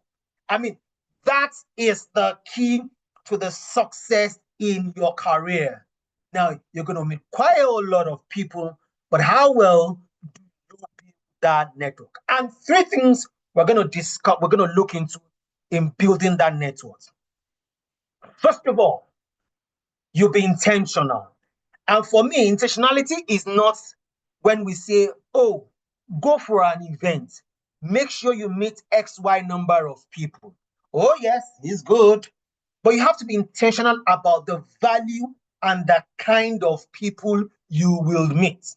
So, about 4, 5, 6 years ago, I deliberately did something with my LinkedIn profile.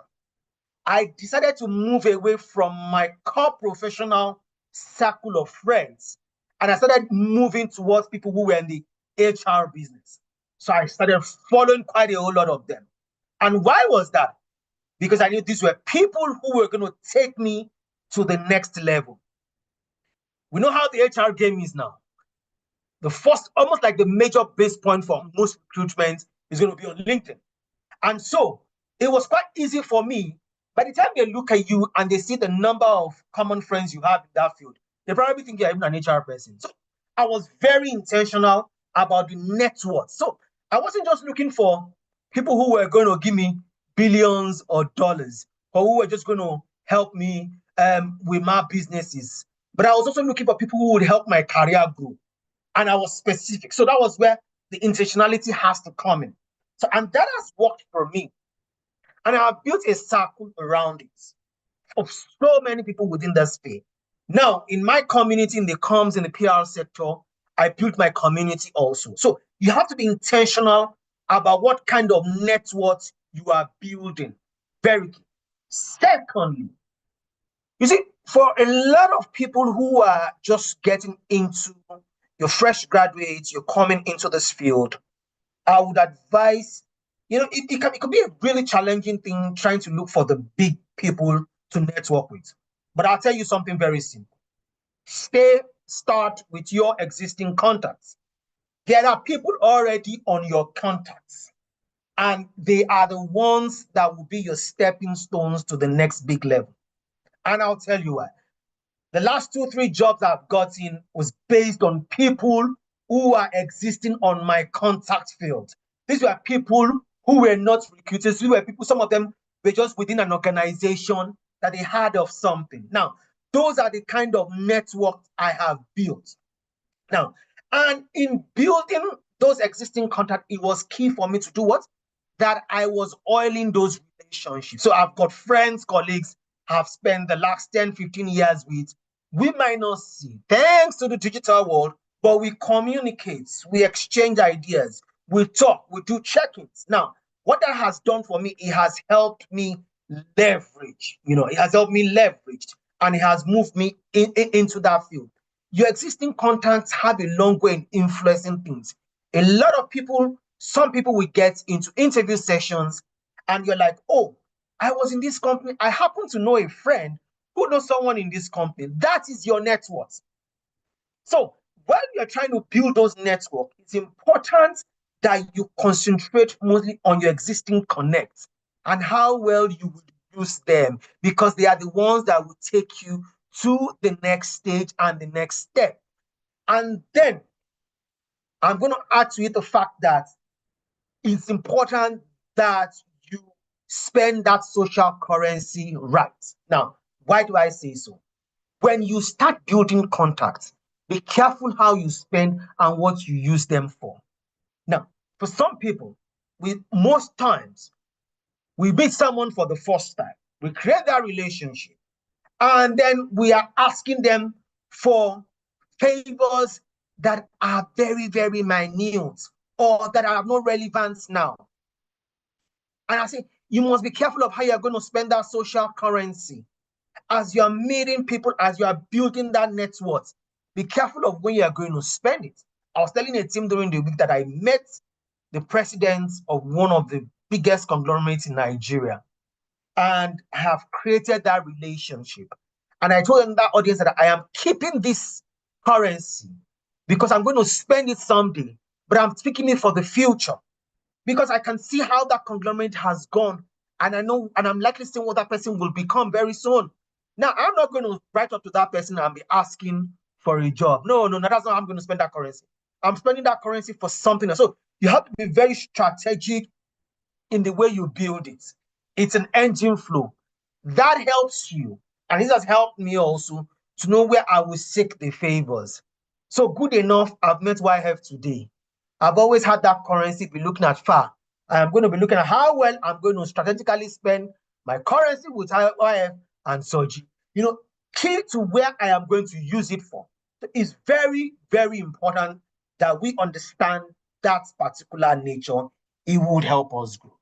And that has helped us to really build our network of networks. So again, if you look at your contacts and those networks are not networks that are going to change your life in the next 5, 10, 15 years, then you need to start building the right people into that process.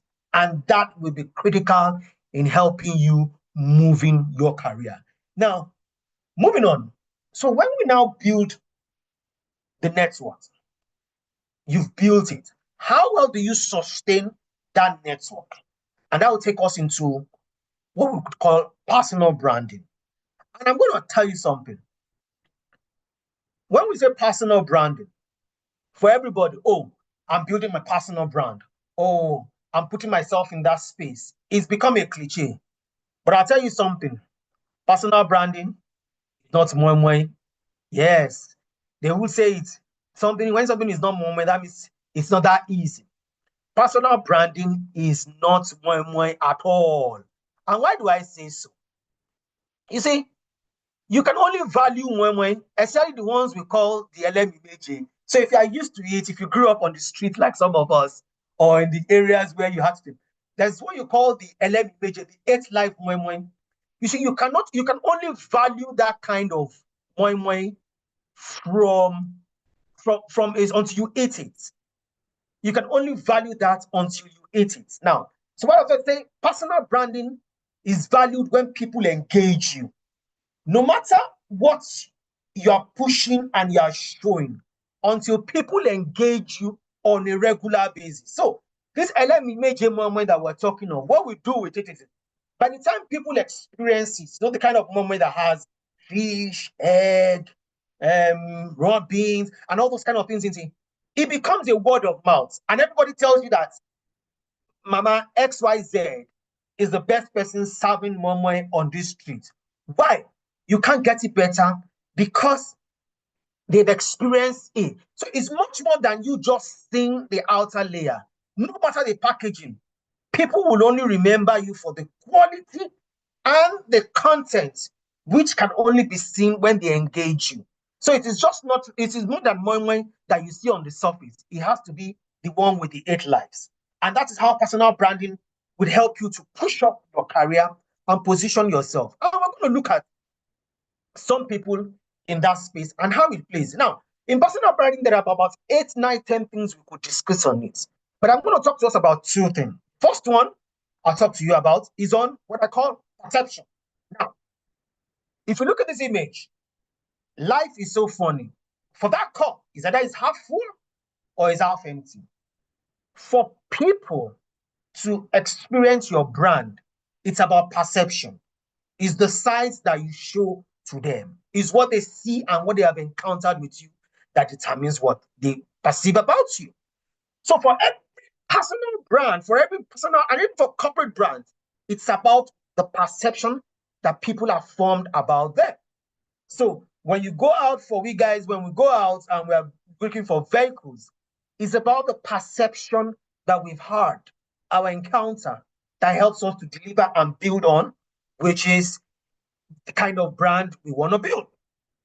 The second thing about personal branding is what I call the storytelling. Now, storytelling is critical to you building your personal brand. And why is that so? If you grew up in the villages, and for people who were used to moonlight storytelling, we were told the story of the tortoise as a cunning animal and as the lion as the king of the jungle. These were crafted through stories, frog tales, and we believed it and we carried it and we ran with it. Now, to build your personal brand, it's important that you build a perception and you must be able to tell the story about that brand on a regular basis.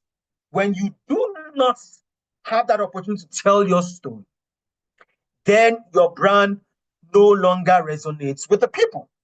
So I have a short exercise I'm going to give us, and you're going to get into the chat box, and then you put these things in. So we're going to look at a couple of people, and you're going to put in what do their brands represent. So here we go. First person. So let me see in the chat box. This is Cristiano Ronaldo. In one word, what does his brand represent? In one word, if you're going to use one word to explain what you know about Cristiano Ronaldo, what does his brand represent? Someone said fashion, humble beginning, consistency, class, discipline, good, professionalism, that's hard work and determination. Oh, Alex, I'll owe you something. You got that right. And so let me review to you resilience, excellence and hard work, and that's it. Thanks for excellence and readiness. Resilience. Say, Ronaldo, when you see Ronaldo, you see someone who aims for the best. That's his brand. You're not going to see him anything else. And hard work. And that's why he's still going at 40. Top notch. The highest goal scorer in the world. That's what his brand stands for. That's the perception he has built. The question is, what have you built? What have you built? Let's look at another person. Amanda. So what does she stand for? Oh, I love this lady so much. What does she stand for? Determination. Yeah. What else does she stand for? Chimanda, what does she stand for? When you hear her, when you see her, audacity. Thank you. Passion. Yes. Creativity. I love that. I love that. Captivating storytelling. Courageous. You know. Yeah. And you know one thing I love about her, that's what I'm going to reveal. Hey, feminism, whether you like it or not, she is strongly pushing the female narrative. You cannot take that from her. In a world where women want to dominate, she's giving it to us. And she is social commentary. Yes, that passion, that courage. She's always that storytelling. She tells us that's the brand she has built. That is the impression she has built. So when we're talking about personal branding, what are the impressions you're building? Let's go to the next guy. Oh, that's my guy over here. What does he stand for? What does Donald Trump stand for? Determination. Yes, so I'm not going to agree. Thank you. Yes, stubborn. Yes. So you know how funny life is. We all think it's only about being the good, saying the good things about people. But if I reveal to you, Donald Trump, controversy, stubborn, polarized, that's Donald Trump for us. So he's out there. He's driving the controversy. That's just his DNA. That's just his personal brand. That's what he stands for. If he does anything quite different, that's not Donald Trump again. That's a fake one. No. So we're looking at somebody we all see very well. Ah, that's my favorite guy, Tony Elumelu, TOE. What does it stand for? I like to see the comments coming. Tony, when you see Tony, what comes to your mind? What comes to your mind? Are you be a guy? Perception manager. Ah, yes, so he's the #1 perception manager in this country. He drives his technocrats, professionalism, builder, beautiful, prudential, builder, philanthropy. Yeah, so we could see the way these guys are building their brands. And really, I said, Tony is about empowering African entrepreneurs. You know, his philanthropy empowering African entrepreneurs, setting the pace for us. No. So the question I'm going to ask you is, if we fill this box, what are you going to stand for? So if you put yourself in there, what are those two things people are going to take away from you? So that's a take home for you. While you are building, we're talking about personal branding. It's important that you do what? You go find out what are people going to say about you. Find 2 keywords for you to build your brand. Now, what's key? I say personal branding is a love story. So I want to go a little bit emotional and romantical. And we're going to see how well you connect yourself with your audience. All those people we've mentioned, they've connected with us as an audience. So we said, building your personal brand requires a relationship with your audience. And that's it. You need to have a relationship with your audience to build your personal brands. And I'll quickly take you on some 5 things you need to know. Number 1, if a guy is attracted to a lady, you need to understand her. You need to know what she needs. As you're building your personal brands, you must understand your audience. You must understand what they stand for. You must tailor your content, your communication, your way of life to resonate with that audience that you need. If it is not your audience, everybody is not your audience when you're building your personal brand. And an example I'll give you is the guy called Portable. Portable, the singer, controversial musician with street flair, but he knows his audience. He knows his audience and he feeds them rightly well. and they love him.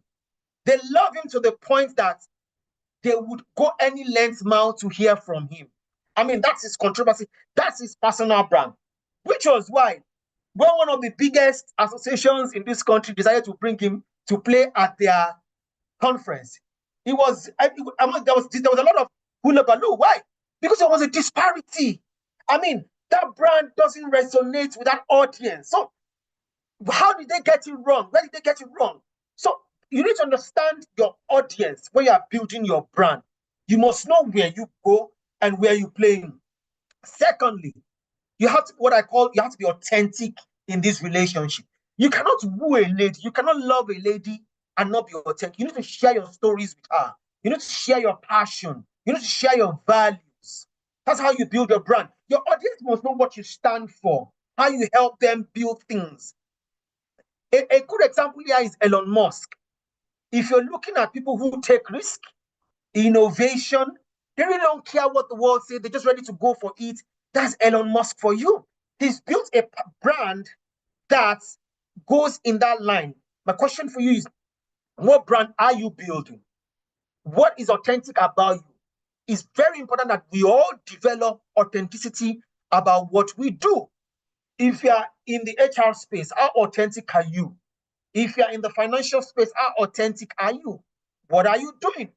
Do you know right now that recruiters are looking online for candidates? The question is, do you position yourself such that when they think of someone, a personality that fits their kind of vacancy, you come to mind because you feel that role in the space? Now, the third one is you must be consistent. So in building your brand also, it's very important that you are consistent with your tone and your style. And I must give it to YF. Thanks, well, YF. Every Monday, YF drops us something. Now it's our Monday tonic. That's consistency. If you're going to look at the YF brand, I'll call him the workplace change agents. I mean, he talks a lot about the workplace and the things that need to be right. Now, his consistency has helped create that perception. So how consistent are some of us? You have to be consistent. That's why I said it's much more than cooking my. You have to be consistent with kind of information you are pulling out. Your audience needs you. You cannot be in a relationship and you're not consistently communicating. Your style, your way of engagement, it must be top notch. Second to the last, I say you must engage active. Very critical. Well, if you won't post next Monday, please, you must post. Oh, the moment you don't post, so one day I said, you need to engage your audience actively. Tony Elumelu is our perfect example for that. I can tell you where Tony is in the last couple of minutes or hours. I just need to follow his conversation. You need to, when you're building a brand, you should not be away from the public. If you are very careful with that.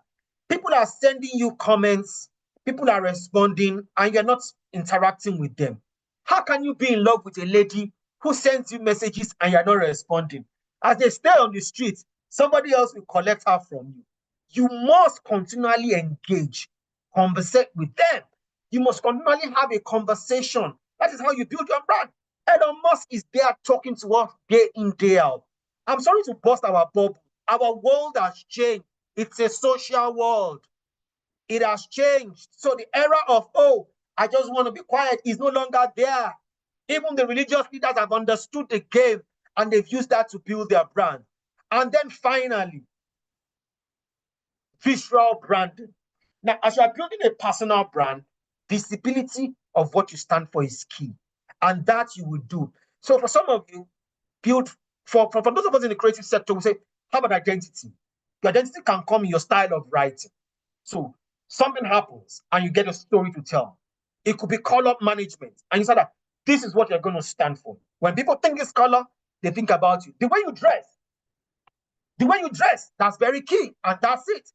I mean, I love Debola Williams. Once you see the white and the red cap, that's Debola Williams for you. He never changes. He goes into it. It's critical that you have an identity to ride with your brand. As we are building as young people in our profession, and even as experts, let your identity be very, very strong. Start looking at it, because someday, as this noise in the social space is getting more, your identity will be the thing that will stand for you, and that will be your passport through the best of life. Thank you very much. It's been my pleasure having this session.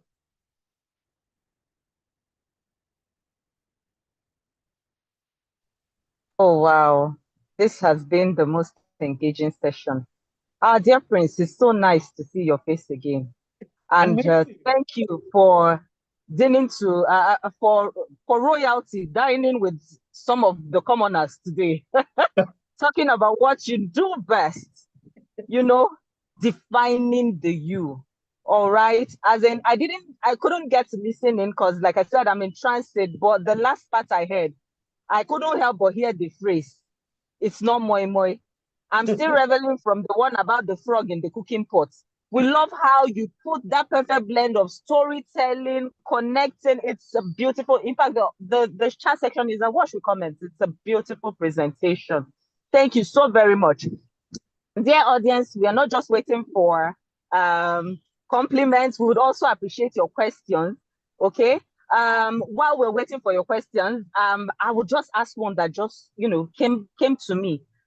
We're in such a world now where content is like pow wow, like everybody, you get to many sessions, you're being told that you shouldn't just be a consumer, you should also be churning things out. And then you said something about being an original thinker. How do you retain your voice in this kind of world where the noise is so loud and everybody has an idea about how you should be speaking to connect to the crowd, to get people to react to you, to get those comments rolling in? How do you remain authentic? How do you remain true to yourself? How is it that you don't get distracted by the noise in building your personal brand? Many things. So, like you rightly mentioned, we live in a world of noise now. And for us not to get distracted, you must be focused. Two things: focus and standing out. Now, when there is noise, and let's be practical, when we're in a place where there is noise, one of the ways you can stand out is either you remain silent or you raise your hand. And when raising your hands means you are calling an attention. So you must also be able to build a disruptor in yourself, to command attention. Some people will deliberately be disruptors of processes to command attention. It's very key, because everybody has become a publisher and an editor, and we all push those content out. Now, and as a disruptor, you must be ready for the feedbacks. You must be ready for what we call the bass boost. Now, when the bass boost comes to you, you must be able to filter them. But you must be critical and being focused on the kind of message you need to stand out. And that will make you stand out over time, because they begin to know you as the moi moi baker who has XYZ ingredients, different from what all other person is selling on that street. It will take time, but that consistency will build for you along the way.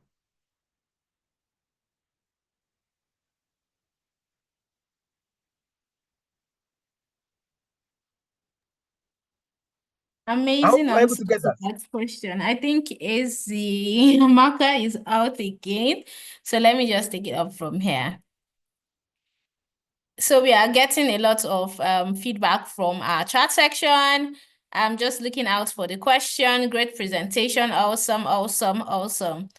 Okay, I think that's about it for the questions. So thank you so much, Prince Rotimi Wusu. It's always lovely to have you in our presence. You're always spilling the amazing teas that, a lot of people crave for, but they don't just get it from anywhere. Thank you so much for blessing us with your wealth of expertise this evening. Okay, so we have in our midst also the final speaker for the Job Readiness webinar in the person of Dr. Isioma Honor. She is going to be handling the session on leveraging LinkedIn networking and building a strong media presence. Now, Dr. Ish, I like to call her that. She's not a stranger to the house. She's also a part of the team. And she's also a part of the team, and she has made a niche for herself as the LinkedIn sales queen. And beyond that, there's a lot of things that she has achieved in the LinkedIn space.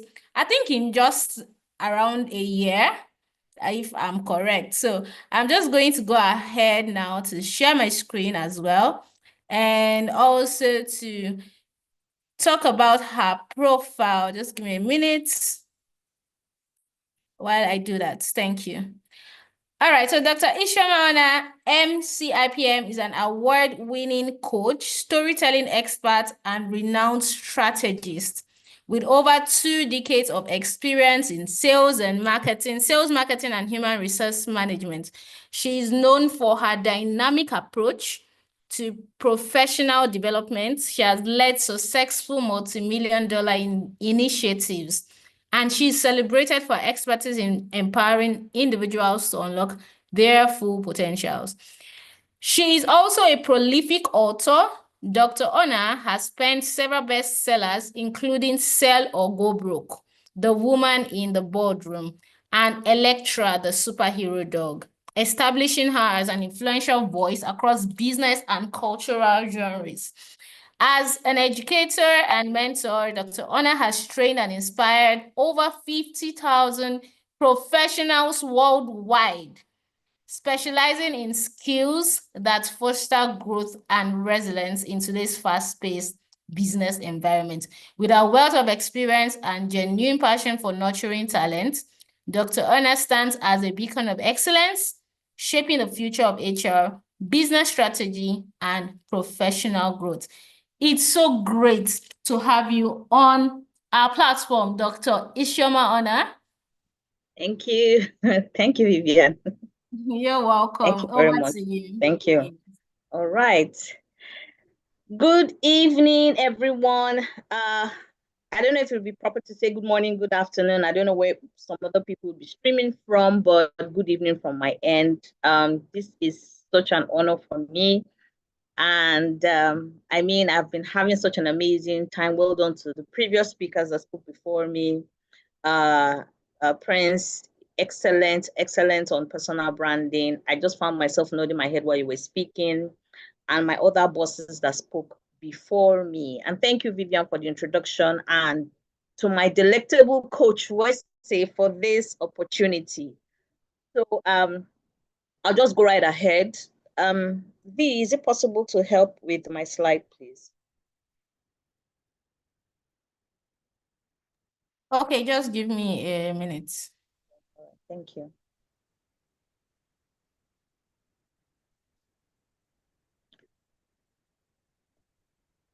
Okay, once it comes up, please let me know. I'm having a bit of network issue, so it might be lagging from my end. Oh yeah, it's up now. But once it's up. Okay, all right, great. It's up. Oh yeah.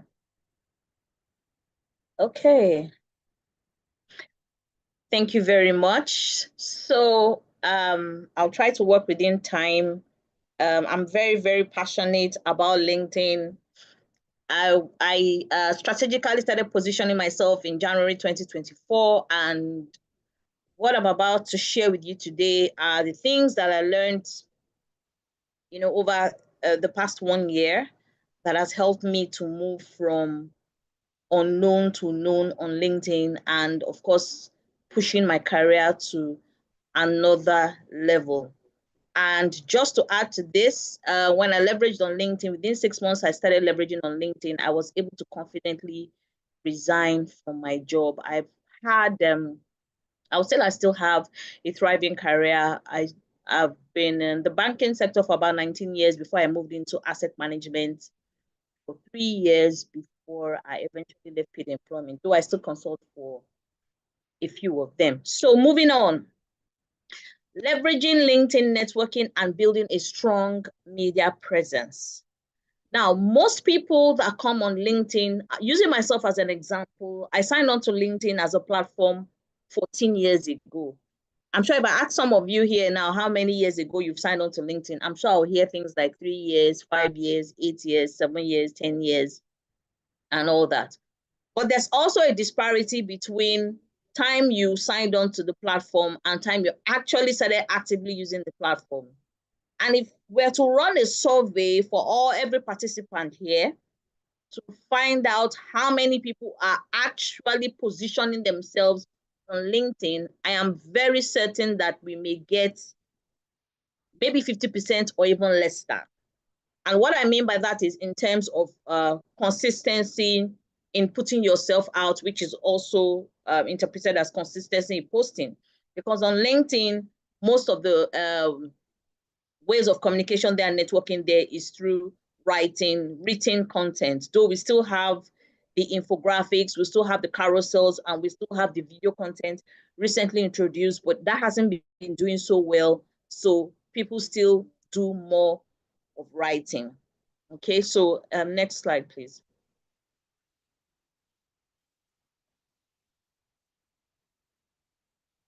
Yes, so many a times I've asked people in different classes, why are you on LinkedIn? Now, of course, bearing in mind that we have different social media platforms. We have Facebook, we have Instagram, we have TikTok, and then we have YouTube, and we have LinkedIn. But LinkedIn remains the #1 platform for professionals to position themselves. But these days, for those that are active on LinkedIn, the Gen Zs have overtaken, everywhere, and including LinkedIn. The current influencers on LinkedIn now, I hire more of Gen Zs. They're just doing fantastic things on LinkedIn at the moment. Meanwhile, LinkedIn is meant to actually be not just a professional platform, but for a place for people to be able to, professionals now, to position themselves as thought leaders and authorities in their field. So why does LinkedIn matter? #1 is it's the largest professional network where professionals get to network with themselves, interact with themselves, communicate with themselves. Job seekers come to look for jobs there. HR professionals are able to source for talent there.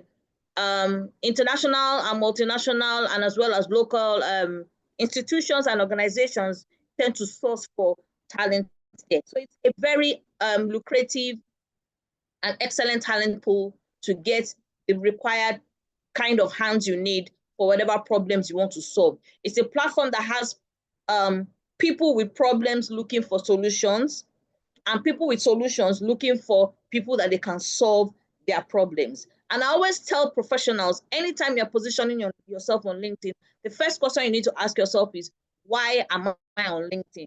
So is it to gain followers? Is it to just keep scrolling and reading other people's content? And now there's a difference between scrolling and implementation and just scrolling for the fun of scrolling, right? And then exactly, e-talent market. Thank you very much. Or are you also positioning yourself on LinkedIn because you want to get jobs, you want to get gigs, or you're looking for clients yourself? So people position on LinkedIn for different reasons, but it's one of the best places to position yourself as a professional. #1 reason being because it has a very high level of credibility.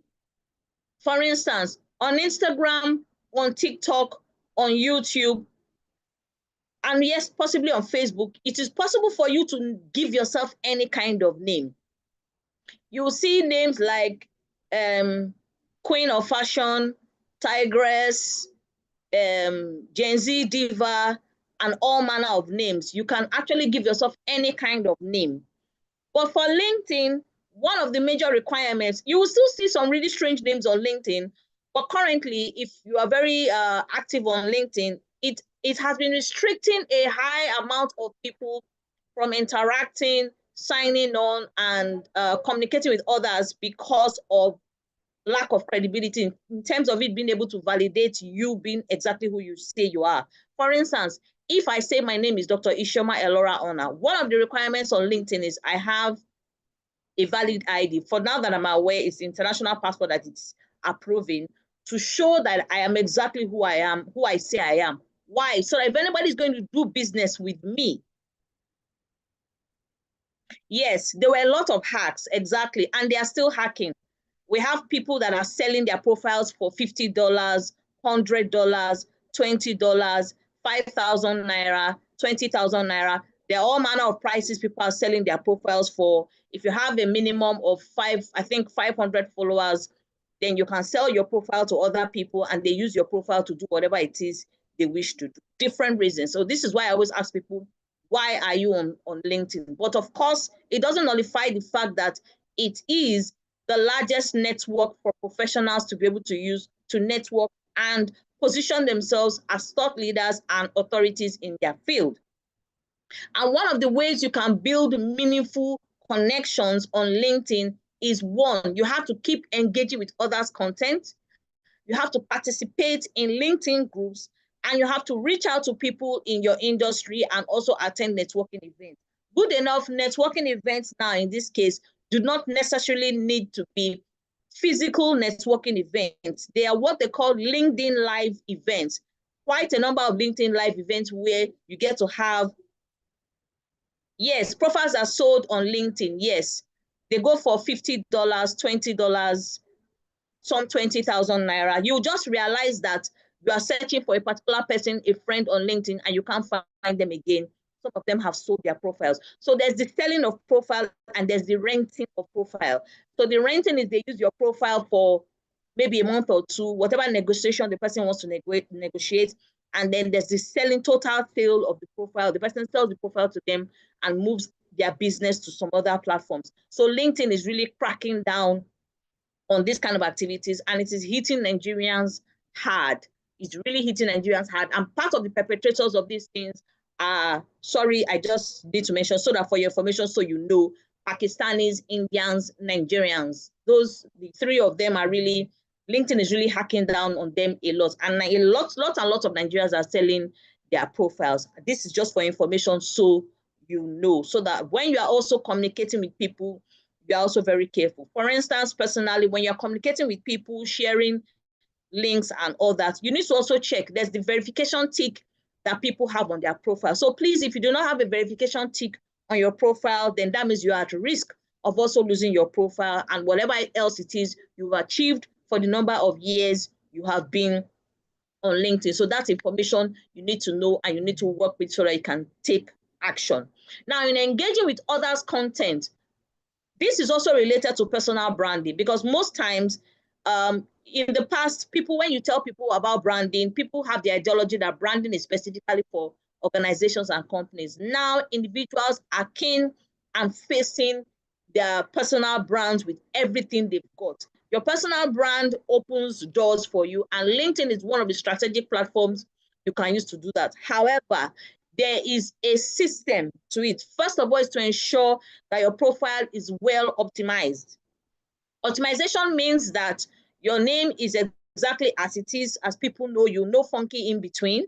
Two, your headline is categorically telling us who you help, the results you give, and the strategies you use in giving those results. So say, for instance, using my own profile, I am positioned as an executive coach, helping female CEOs, leaders, executives to gain global visibility and authorities in their industry using certain pillars, which is public speaking, storytelling, business strategy, and sales and marketing, right? So it means that categorically, if anybody is coming on my profile to take a look, what my profile tells them is, if you have an issue with your global visibility, or if you have an issue in positioning yourself as a thought leader, then I'm the one to go to. And what I will use to train you is either storytelling, public speaking, sales strategy, or sales and marketing. That's to say, any of the four you have maybe a problem with, then I have positioned myself as a thought leader and authority to be able to solve your problem for you. Then for those that, depending on your targets, your niche, because your target audience are the people that you can solve their pain points. So target audience and niche are things you need to also pay attention to. This will also help you to get more profile views, more attention from the kind of people you need to pay attention to you. For instance, not everybody is positioned on LinkedIn to sell something or give an offer. So if you're positioned on LinkedIn as a professional, say you're looking to get a better job, or you're looking to get a multinational deal or multinational job, then you're going to need to work on finding out what are the particular aspects that a multinational will be looking for. What are the aspects that maybe it's an oil company you want to work with or a bank you want to work with, will be looking out for, and then your profile has to be adjusted accordingly. Now, adjusted is not, I don't mean say what you've never achieved or say what you've not done. It's to make your profile more sellable, in the sense that you speak to the aspect of results you can give for that particular industry.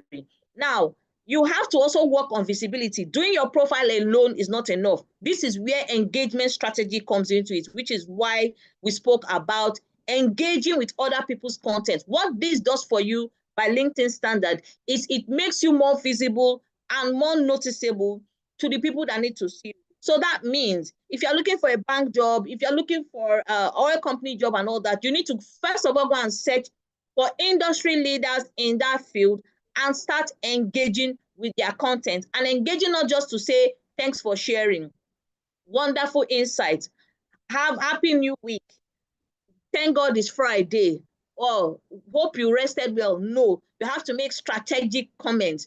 I have many friends on LinkedIn that they don't really post as much. So that's what we call consistency in posting. Consistency in posting is a minimum of 3 to 5 days a week. However, there are some of us that post 7 days a week on LinkedIn, whatever works for you. But I always suggest, for visibility and for networking to actually be effective, for you to be noticed, you need a minimum of 3 times a week. Now, a minimum of 3 times a week also means asking yourself, at what time of the day will your target audience be available to read your post? So the industry leaders, the people you want to notice you, at what time of the day are they usually, available to analyze and coach and be interested in you? Most times it's usually in the early hours of the morning, between 6 a.m. and 11 a.m. So if you've not been too active on LinkedIn and you're wondering what's the best time for me to start throwing up my content for visibility and networking, then I would suggest you look at 6 a.m. to 11 a.m. Of course, you would need to have had a well thought out content calendar. You can start with a 14-day or a 30-day content calendar that can help you to make things a bit easier, right? So when you have connected with industry leaders, the next thing is to start engaging with their content to the point where you get noticed. Simply doing this is by just clicking the notification bell. So anytime they post, you're always the first 5. So if I want to get noticed by a particular person, what happens is when I put the notification bell, I take note of the time of the day they post. Every creator has, yes, please. You can be known for both your career and your business using one profile. And this is how it is. First things first, I always advise that your headline, which is the part that states what you do, should speak to both aspects of your life, provided that the people you are working for as an employee will not take offense. Because I personally have noticed that organizations also monitor their staff posting on LinkedIn, especially when they see that you have now become active on LinkedIn. So if this business it is you want to be known will not cause issues for you at work, yes, it is possible. I have students that have 3 different passions. For instance, remember I just spoke about my own being public speaking, storytelling, business strategy, and one other aspect. And what I do is, or the way you can have this is, first of all, say you are a banker and at the same time you have a passion for fashion designing.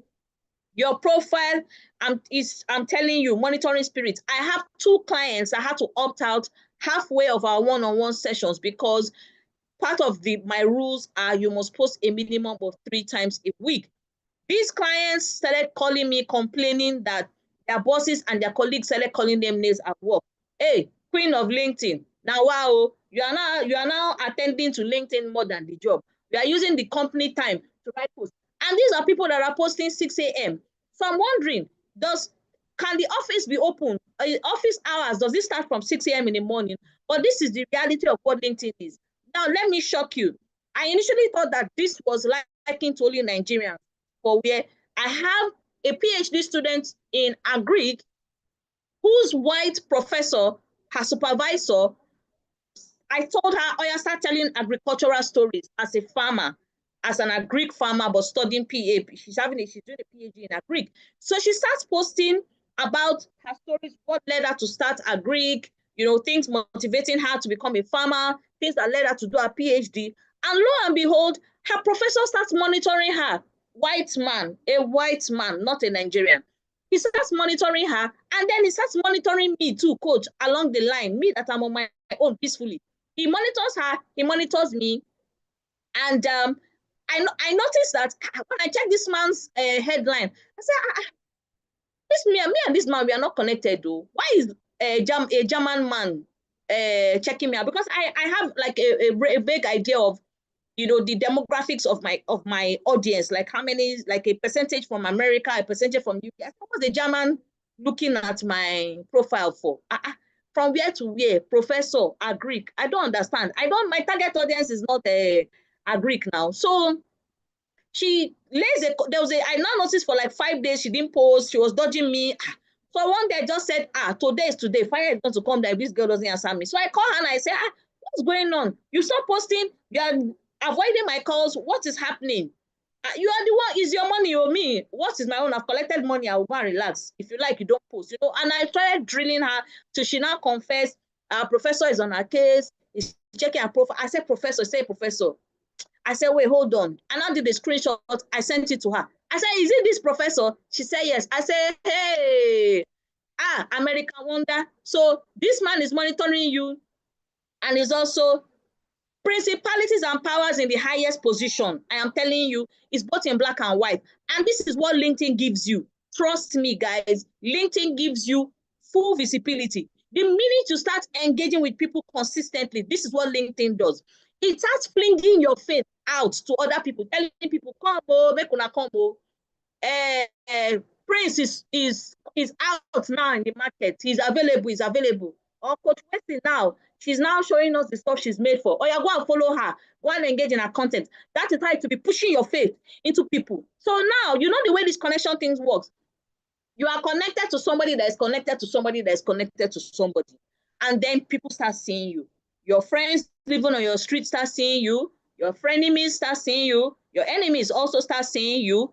People that you have stopped talking to for the past 10 years too start seeing you. And then you now notice that your profile views start increasing. Pay attention. Once you start engaging with people, your profile views start increasing. So that's for the networking strategy. Now there's what they call LinkedIn groups. LinkedIn groups is a beautiful way, please, to increase your visibility. Now, how does this happen? We have HR groups in China, HR groups in Africa. All you need to do is to go to the search bar, search for groups in your specific niche, HR, graphic designer, VA, whatever it is. There are many groups in different parts of the world. Join those groups and start engaging in those groups. And the easiest way to start engaging is the post you post on your normal profile page, go into those groups, drop your posts there, and engage with other people. And if you are selling offers, trust me, you're going to start seeing people reaching out to you saying your content is interesting, so on and so forth. So building a strong media presence is one of the ways is to, first of all, establish yourself as a thought leader. Share relevant and valuable content. You cannot be like our former President Buhari that says, I belong to nobody and I belong to everybody. It's not possible. That mantra cannot work for you as a professional when you are positioned on LinkedIn. You cannot belong to everybody.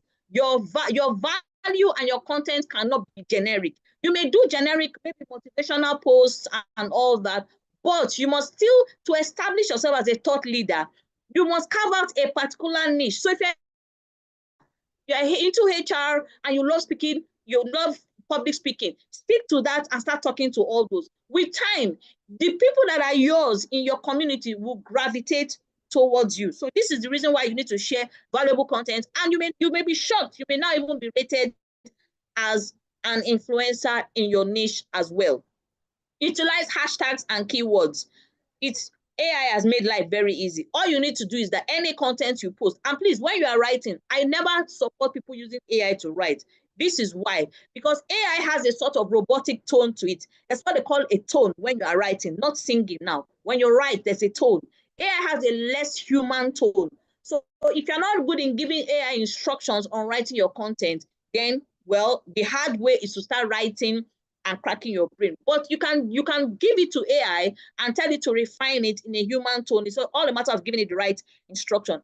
But note that once it has finished writing for you, the onus is on you to do the necessary corrections before posting.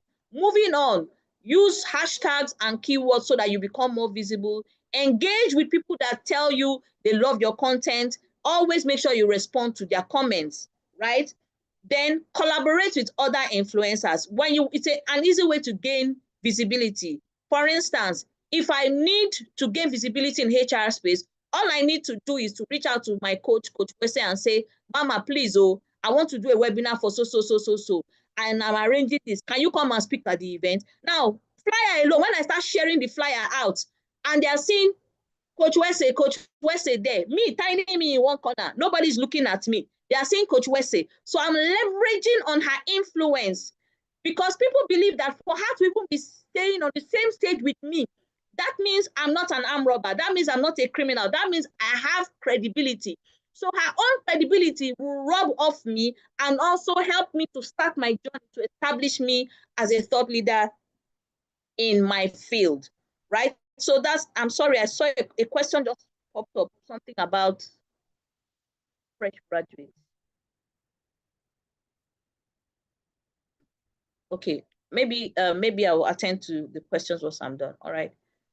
So V, the next page, please. So content creation, I spoke about that briefly, but just a few tips to help you. Share industry insights and news. Now, please, the previous speaker was talking about storytelling. Please, it's very important. This storytelling, I don't joke with it personally, and I'm able to say that I'm pretty well known for my storytelling skills. There's nobody that is born with storytelling skills. It's just something you learn and then you start practicing. The more you practice, the better you become at it.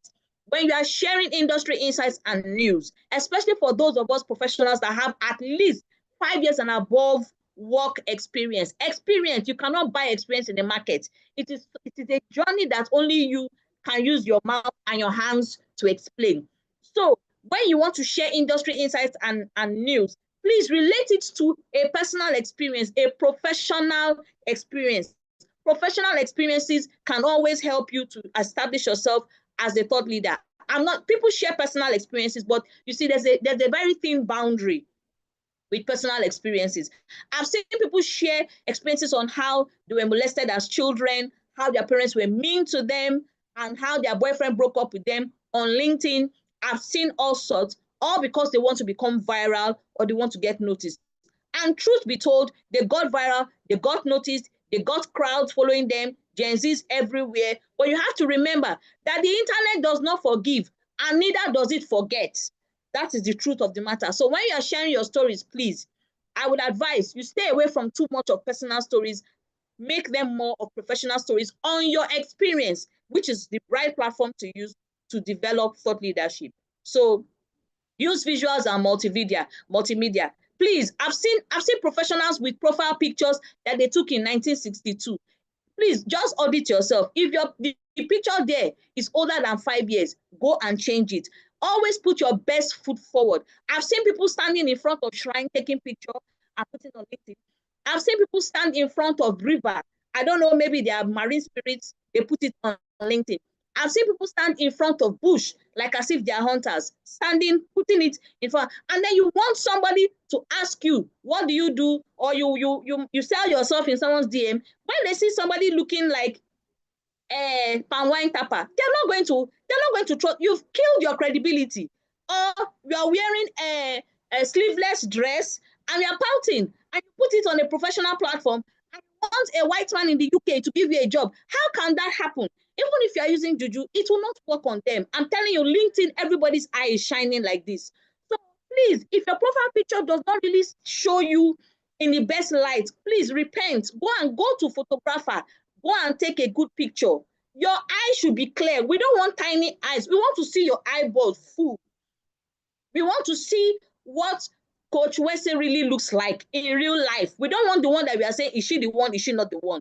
We want Vivian's picture. Her hair should be well arranged, not wig facing one side, makeup on one side. It really doesn't make any sense.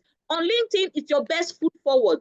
Wear a nice suit, not suit that you will sink inside, suit that sits well on your body. Outfit, if you're a HR professional, banker, whatever it is, dress like one.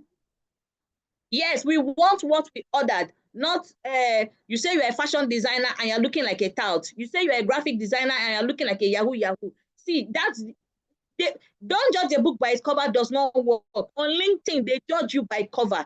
And the sad part about the judgment is that nobody's going to enter your DM to tell you, we have just judged you. They'll just take a look at your profile and move on. And that is not what we want, please. We always want to be well presented. So when you are writing your post, don't just go and dig up one picture where you just finished taking okra soup and your mouth is all messed up or you're not looking okay. You're looking haggard and tired. You used it and your content is so wonderful, but the picture is not rhyming with the content. So please, LinkedIn is big on visuals and multimedia. If you don't have good picture, please just go and download a picture of Jesus, nice one, and put it there and just be writing hallelujah posts for us. You just have to be intentional and strategic with whatever you are doing on LinkedIn. Like I said, social media does not forgive, neither does it forget.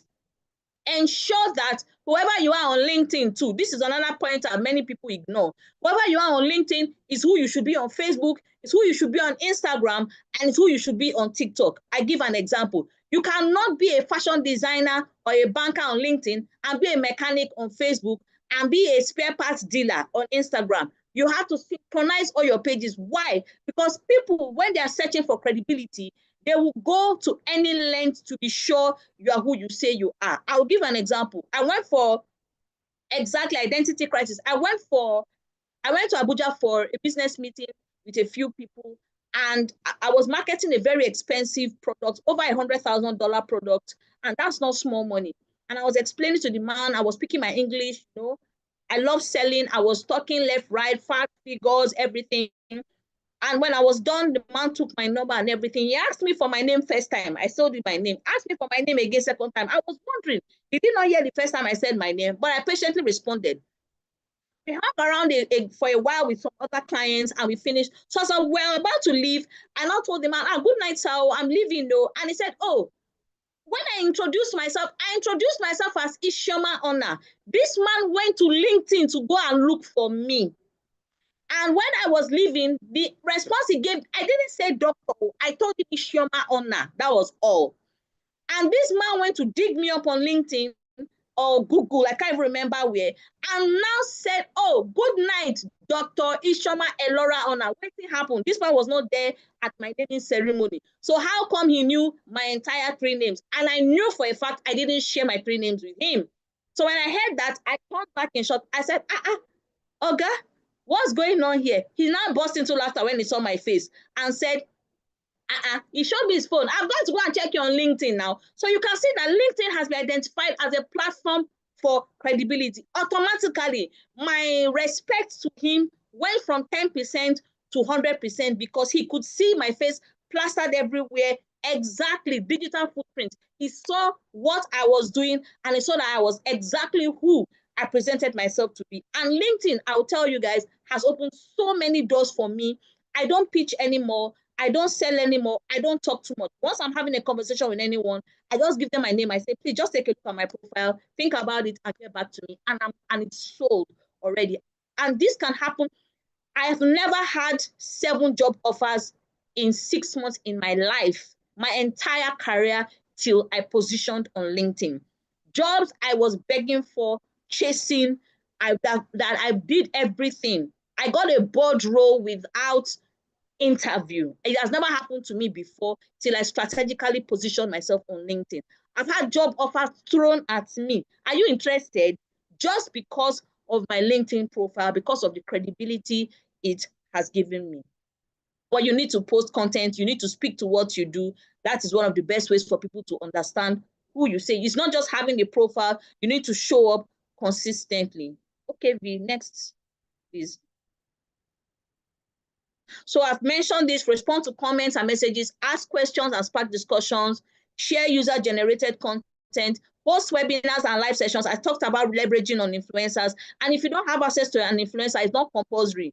For instance, if I want to have a program, I can easily call Vivian and say, V, please, let's do a webinar on so, and she can call me up. So you can just call up your friends, 1 or 2 people that you have like minds, you have the same values, even if they're not even in the same industry. For instance, now, if I want to move into tech, let's say I'm interested in collaborating with someone in tech, I find a friend that is in tech on LinkedIn, send them a message, and then we set up a webinar, and then we move on from there. All these little things also aid to your credibility as well.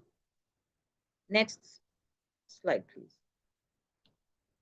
Yes, so tracking your progress is very, very important. So there's what they call analytics on LinkedIn. I won't speak too long on it because it can be pretty confusing. Analytics alone is like an entire day class. What the analytics helps you to do is to show you at every point in time how many followers you are, how well you are performing, your post, how many impressions your post is having, how many engagements your post is having. The essence of all this analytics is so that it can guide you to how to strategically adjust. So if your audience are enjoying your post, now there's something I also need to bring to your attention. You may have 10,000 followers, but 9,000 followers are not your ideal audience. For instance, as a HR practitioner, you will find out that you're going to have thousands of people following you, not because they like what you're saying, but because they've seen you as somebody they can ask, please, do you people have job in your company? For those in HR, I'm sure you may have noticed that. You have a lot of people following you, not because they understand what you're writing, but because they are looking for a job. I mean, I get that a lot in my DM. Is your company recruiting? And I'm like, we didn't even throw any recruitments out there, but that's just what it is. So you have to understand that sometimes when you are posting content, your responses, the feedback may not be good enough because it is the wrong people following you. But that's not a problem. There's a strategy for correction. But the first thing to even know, even if anything is wrong, is to start posting consistently. So this is a wake-up call. If you've been posting once a week, once a month, once a year, please.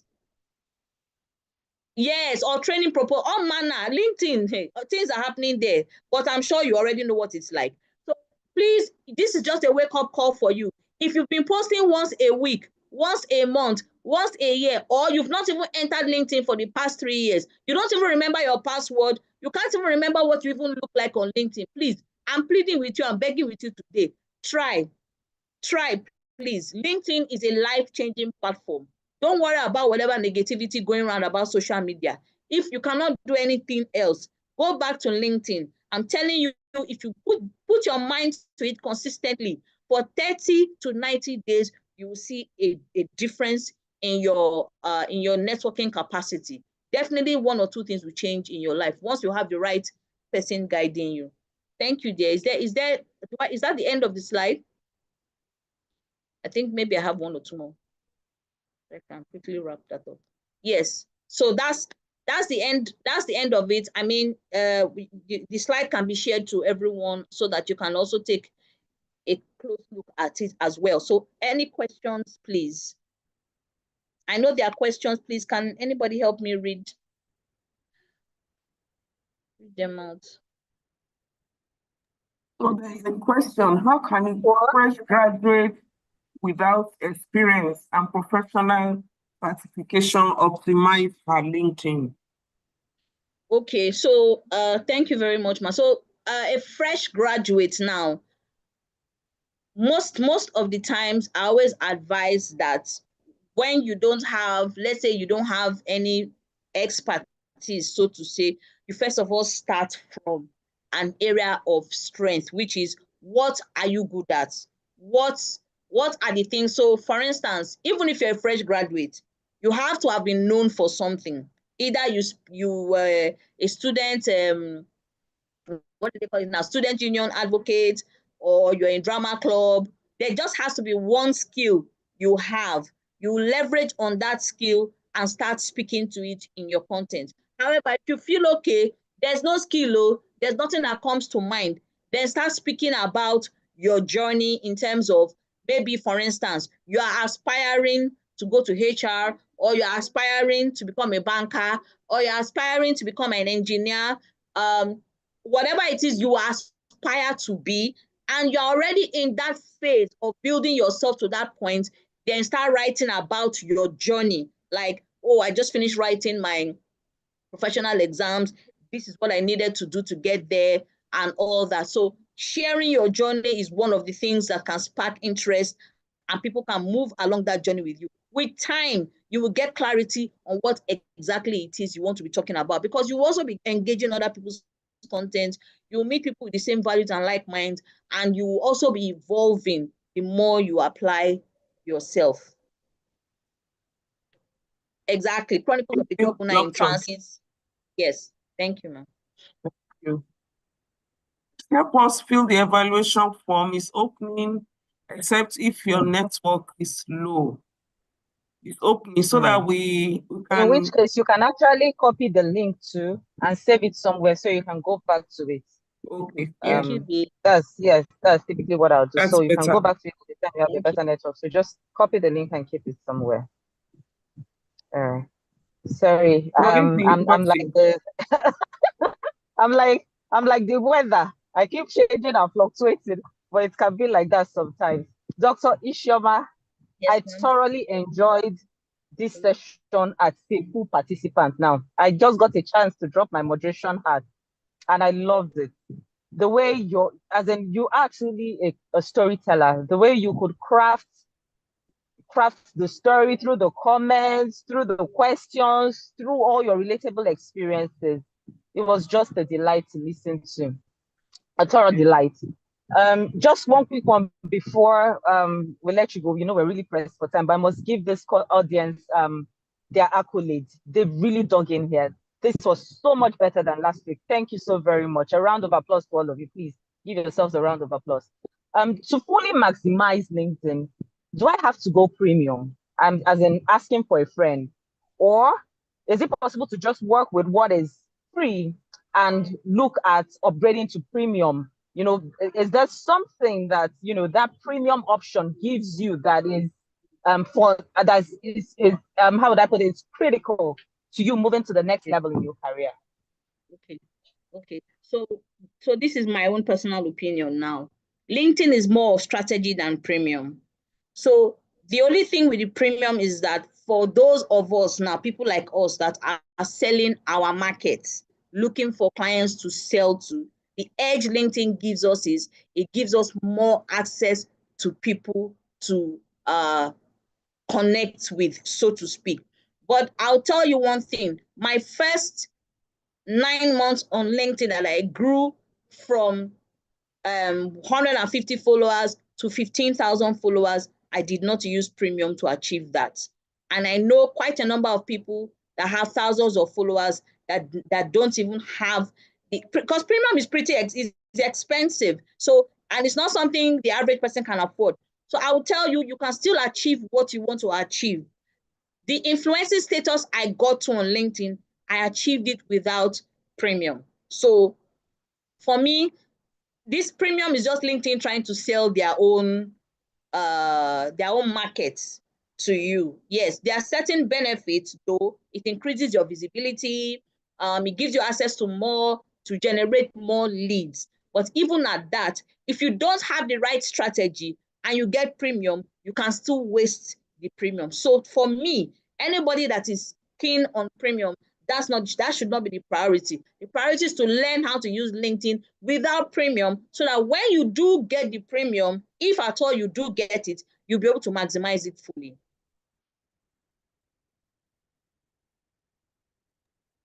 Awesome. Thank you. Thank you so much. Yes, ma'am. What do was we your have another problem? Your question. Someone's asking a question. I don't know. Oh, okay. What was the question you answered initially, but she said she was locked out? Oh, okay. What was the question, please? She was the one that said graduate she one does not have certification, you know, that how will she optimize her LinkedIn profile? Okay, Rosalind, I apologize. I guess, sorry about the network issue. So what I explained when you were logged out previously was, First of all, fresh graduates, optimize your profile to show exactly where you are. So the thing is with LinkedIn is that you evolve over time. For instance, when I started on LinkedIn, I positioned as a sales and marketing strategist. With time, I changed into a storyteller. With time, I changed into an executive coach. So LinkedIn doesn't tie you in one niche.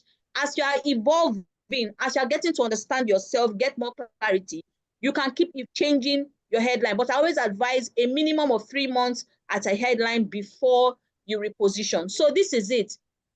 What skills do you have that you know that are sellable, not sellable for money compulsorily? So those are what you will use to arrange your headline.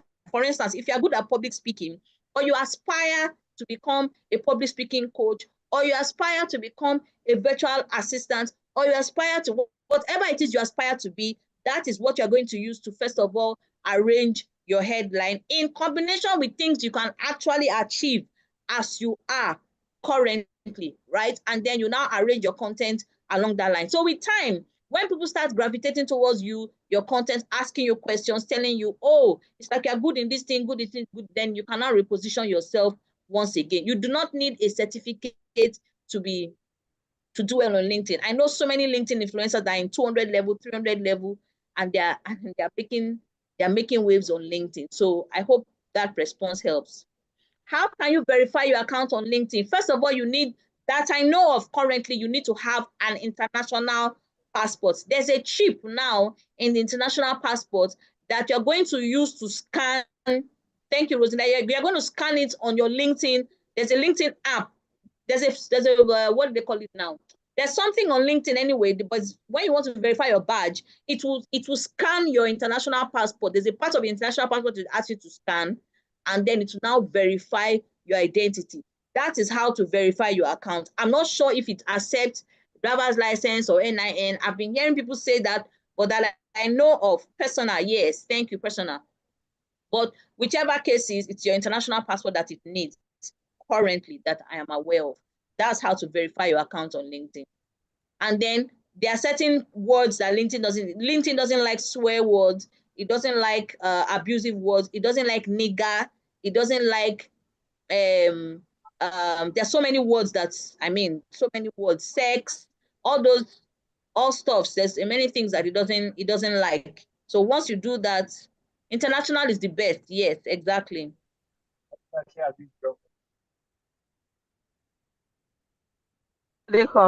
All right, thank you, Dr. Isioma. Now, I initially started pronouncing your name as Isioma because I'm used to Isioma, but I've heard you call yourself Ishioma, so I'm deliberate about making it Ishioma. Thank All you. right, as much as we'd love to continue, we do have to wrap this up. Yes. Okay, so thank you so very much. Please do hang in there. There'll be more questions, and I think we'll still have a closeout picture session at the end. All right, so ladies and gentlemen, it's been an amazing ride. We finally come to the end of the Job Readiness webinar 2025. After 9 remarkable sessions with 9 exceptional professionals, coaches, mentors, and most importantly, givers. I mean, if we were to quantify the gift of time and knowledge that have been poured out on this stage over the last 2 weeks, we will make a serious dent in our checkbooks. That's the truth. Or in our, what's it called? Where do they keep those cryptocurrencies? And you make a dent, in your money vault. Anyway, it was given out and freely, because the main purpose of all this has been to see you succeed and to succeed without excuses. All right. So thank you very, very much. Now, as important as what you've heard is, it's not as important as what you do with it. You really need to take time out, to, like the ruminants, regurgitate on everything that you've heard, reflect on what has been shared here, go through your notes, reach out to all the panelists. Most of them, in fact, all of them are on LinkedIn. I mean, and reach out to them respectfully. Thank God Dr. Isioma has given us guidelines. Don't come into their DMs and, start sharing your family problems. It can be exhausting, in any which way. And I'm sure that they would love to help you. Okay. Our honest expectations is by the next webinar, we would have at least at the minimum 10 success stories that can be attributed to this platform and all the work that has gone in here. All right, so before we sign out finally, I'd like you to please fill out the evaluation form. Please fill out the evaluation form. It's been shared. If you're unable to fill it out, you can copy the link and put it somewhere that you can go back to it. I'll open it so that you go back to it. Feedback is important. We'd love to know what worked for you and what didn't work for you. The last voice you'll be hearing will be from Coach Wesley, and I'll be handing over to her, to share her closing remarks, even as we officially draw the curtains on our Job Readiness Webinar 2025. Coach Wesley, please, you can share your farewell message now to our participants, our facilitators, and our co-organizers. Then we can take out our closed out photo and go out there and prosper. Thank you. Thank you so much, Ezzy. Thank you, everybody. We still have about 52 people on the call. We so much appreciate it. We thank you to all our wonderful facilitators and to the organizers. This would not have been possible without all of you. So we deeply appreciate you. But just like Ezzy said, don't let's just hear without practicing. The beauty of all this is that we just go and take action points and we'll start, living all what we have heard. Thank you, everybody. So let's just take our final pictures. I wish all of us enjoy the rest of your weekend. So let's see your beautiful and handsome faces. Oh, nice. It's coming out. We need more. It's coming out. Don't hide those pretty and ooh, Ezzy, this is too much. Still life in Abuja.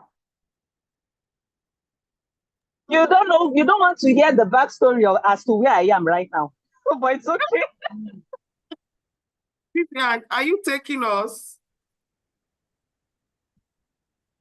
So let's have more pictures. Let's have more. Ooh, let's have more pictures. I am taking. Okay. Nice. Unfortunately, I can't turn on my own video because they just took my lights. Oh, sorry. Photographer's light is off. Let's have those pretty faces. Where are the men? We can't see them here. Oh my goodness. Let women win you here. Wow, everybody. Mr. Gufade, I can see you. Uncle. Yes, everybody. Thank you. Vivian, thank you so much. Thank you, Coach Wesley. Thank you, everybody. Thank you so much. Thank you, Coach. Thank you. I can see everybody. Thank you. All right. I'm going to share the slides via email, so watch out for the slides via email. All right. Thank you, everybody. Bye. Enjoy the rest of your weekend. Bye-bye. Bye. Thank you. Bye-bye. Thank you. Bye. Bye.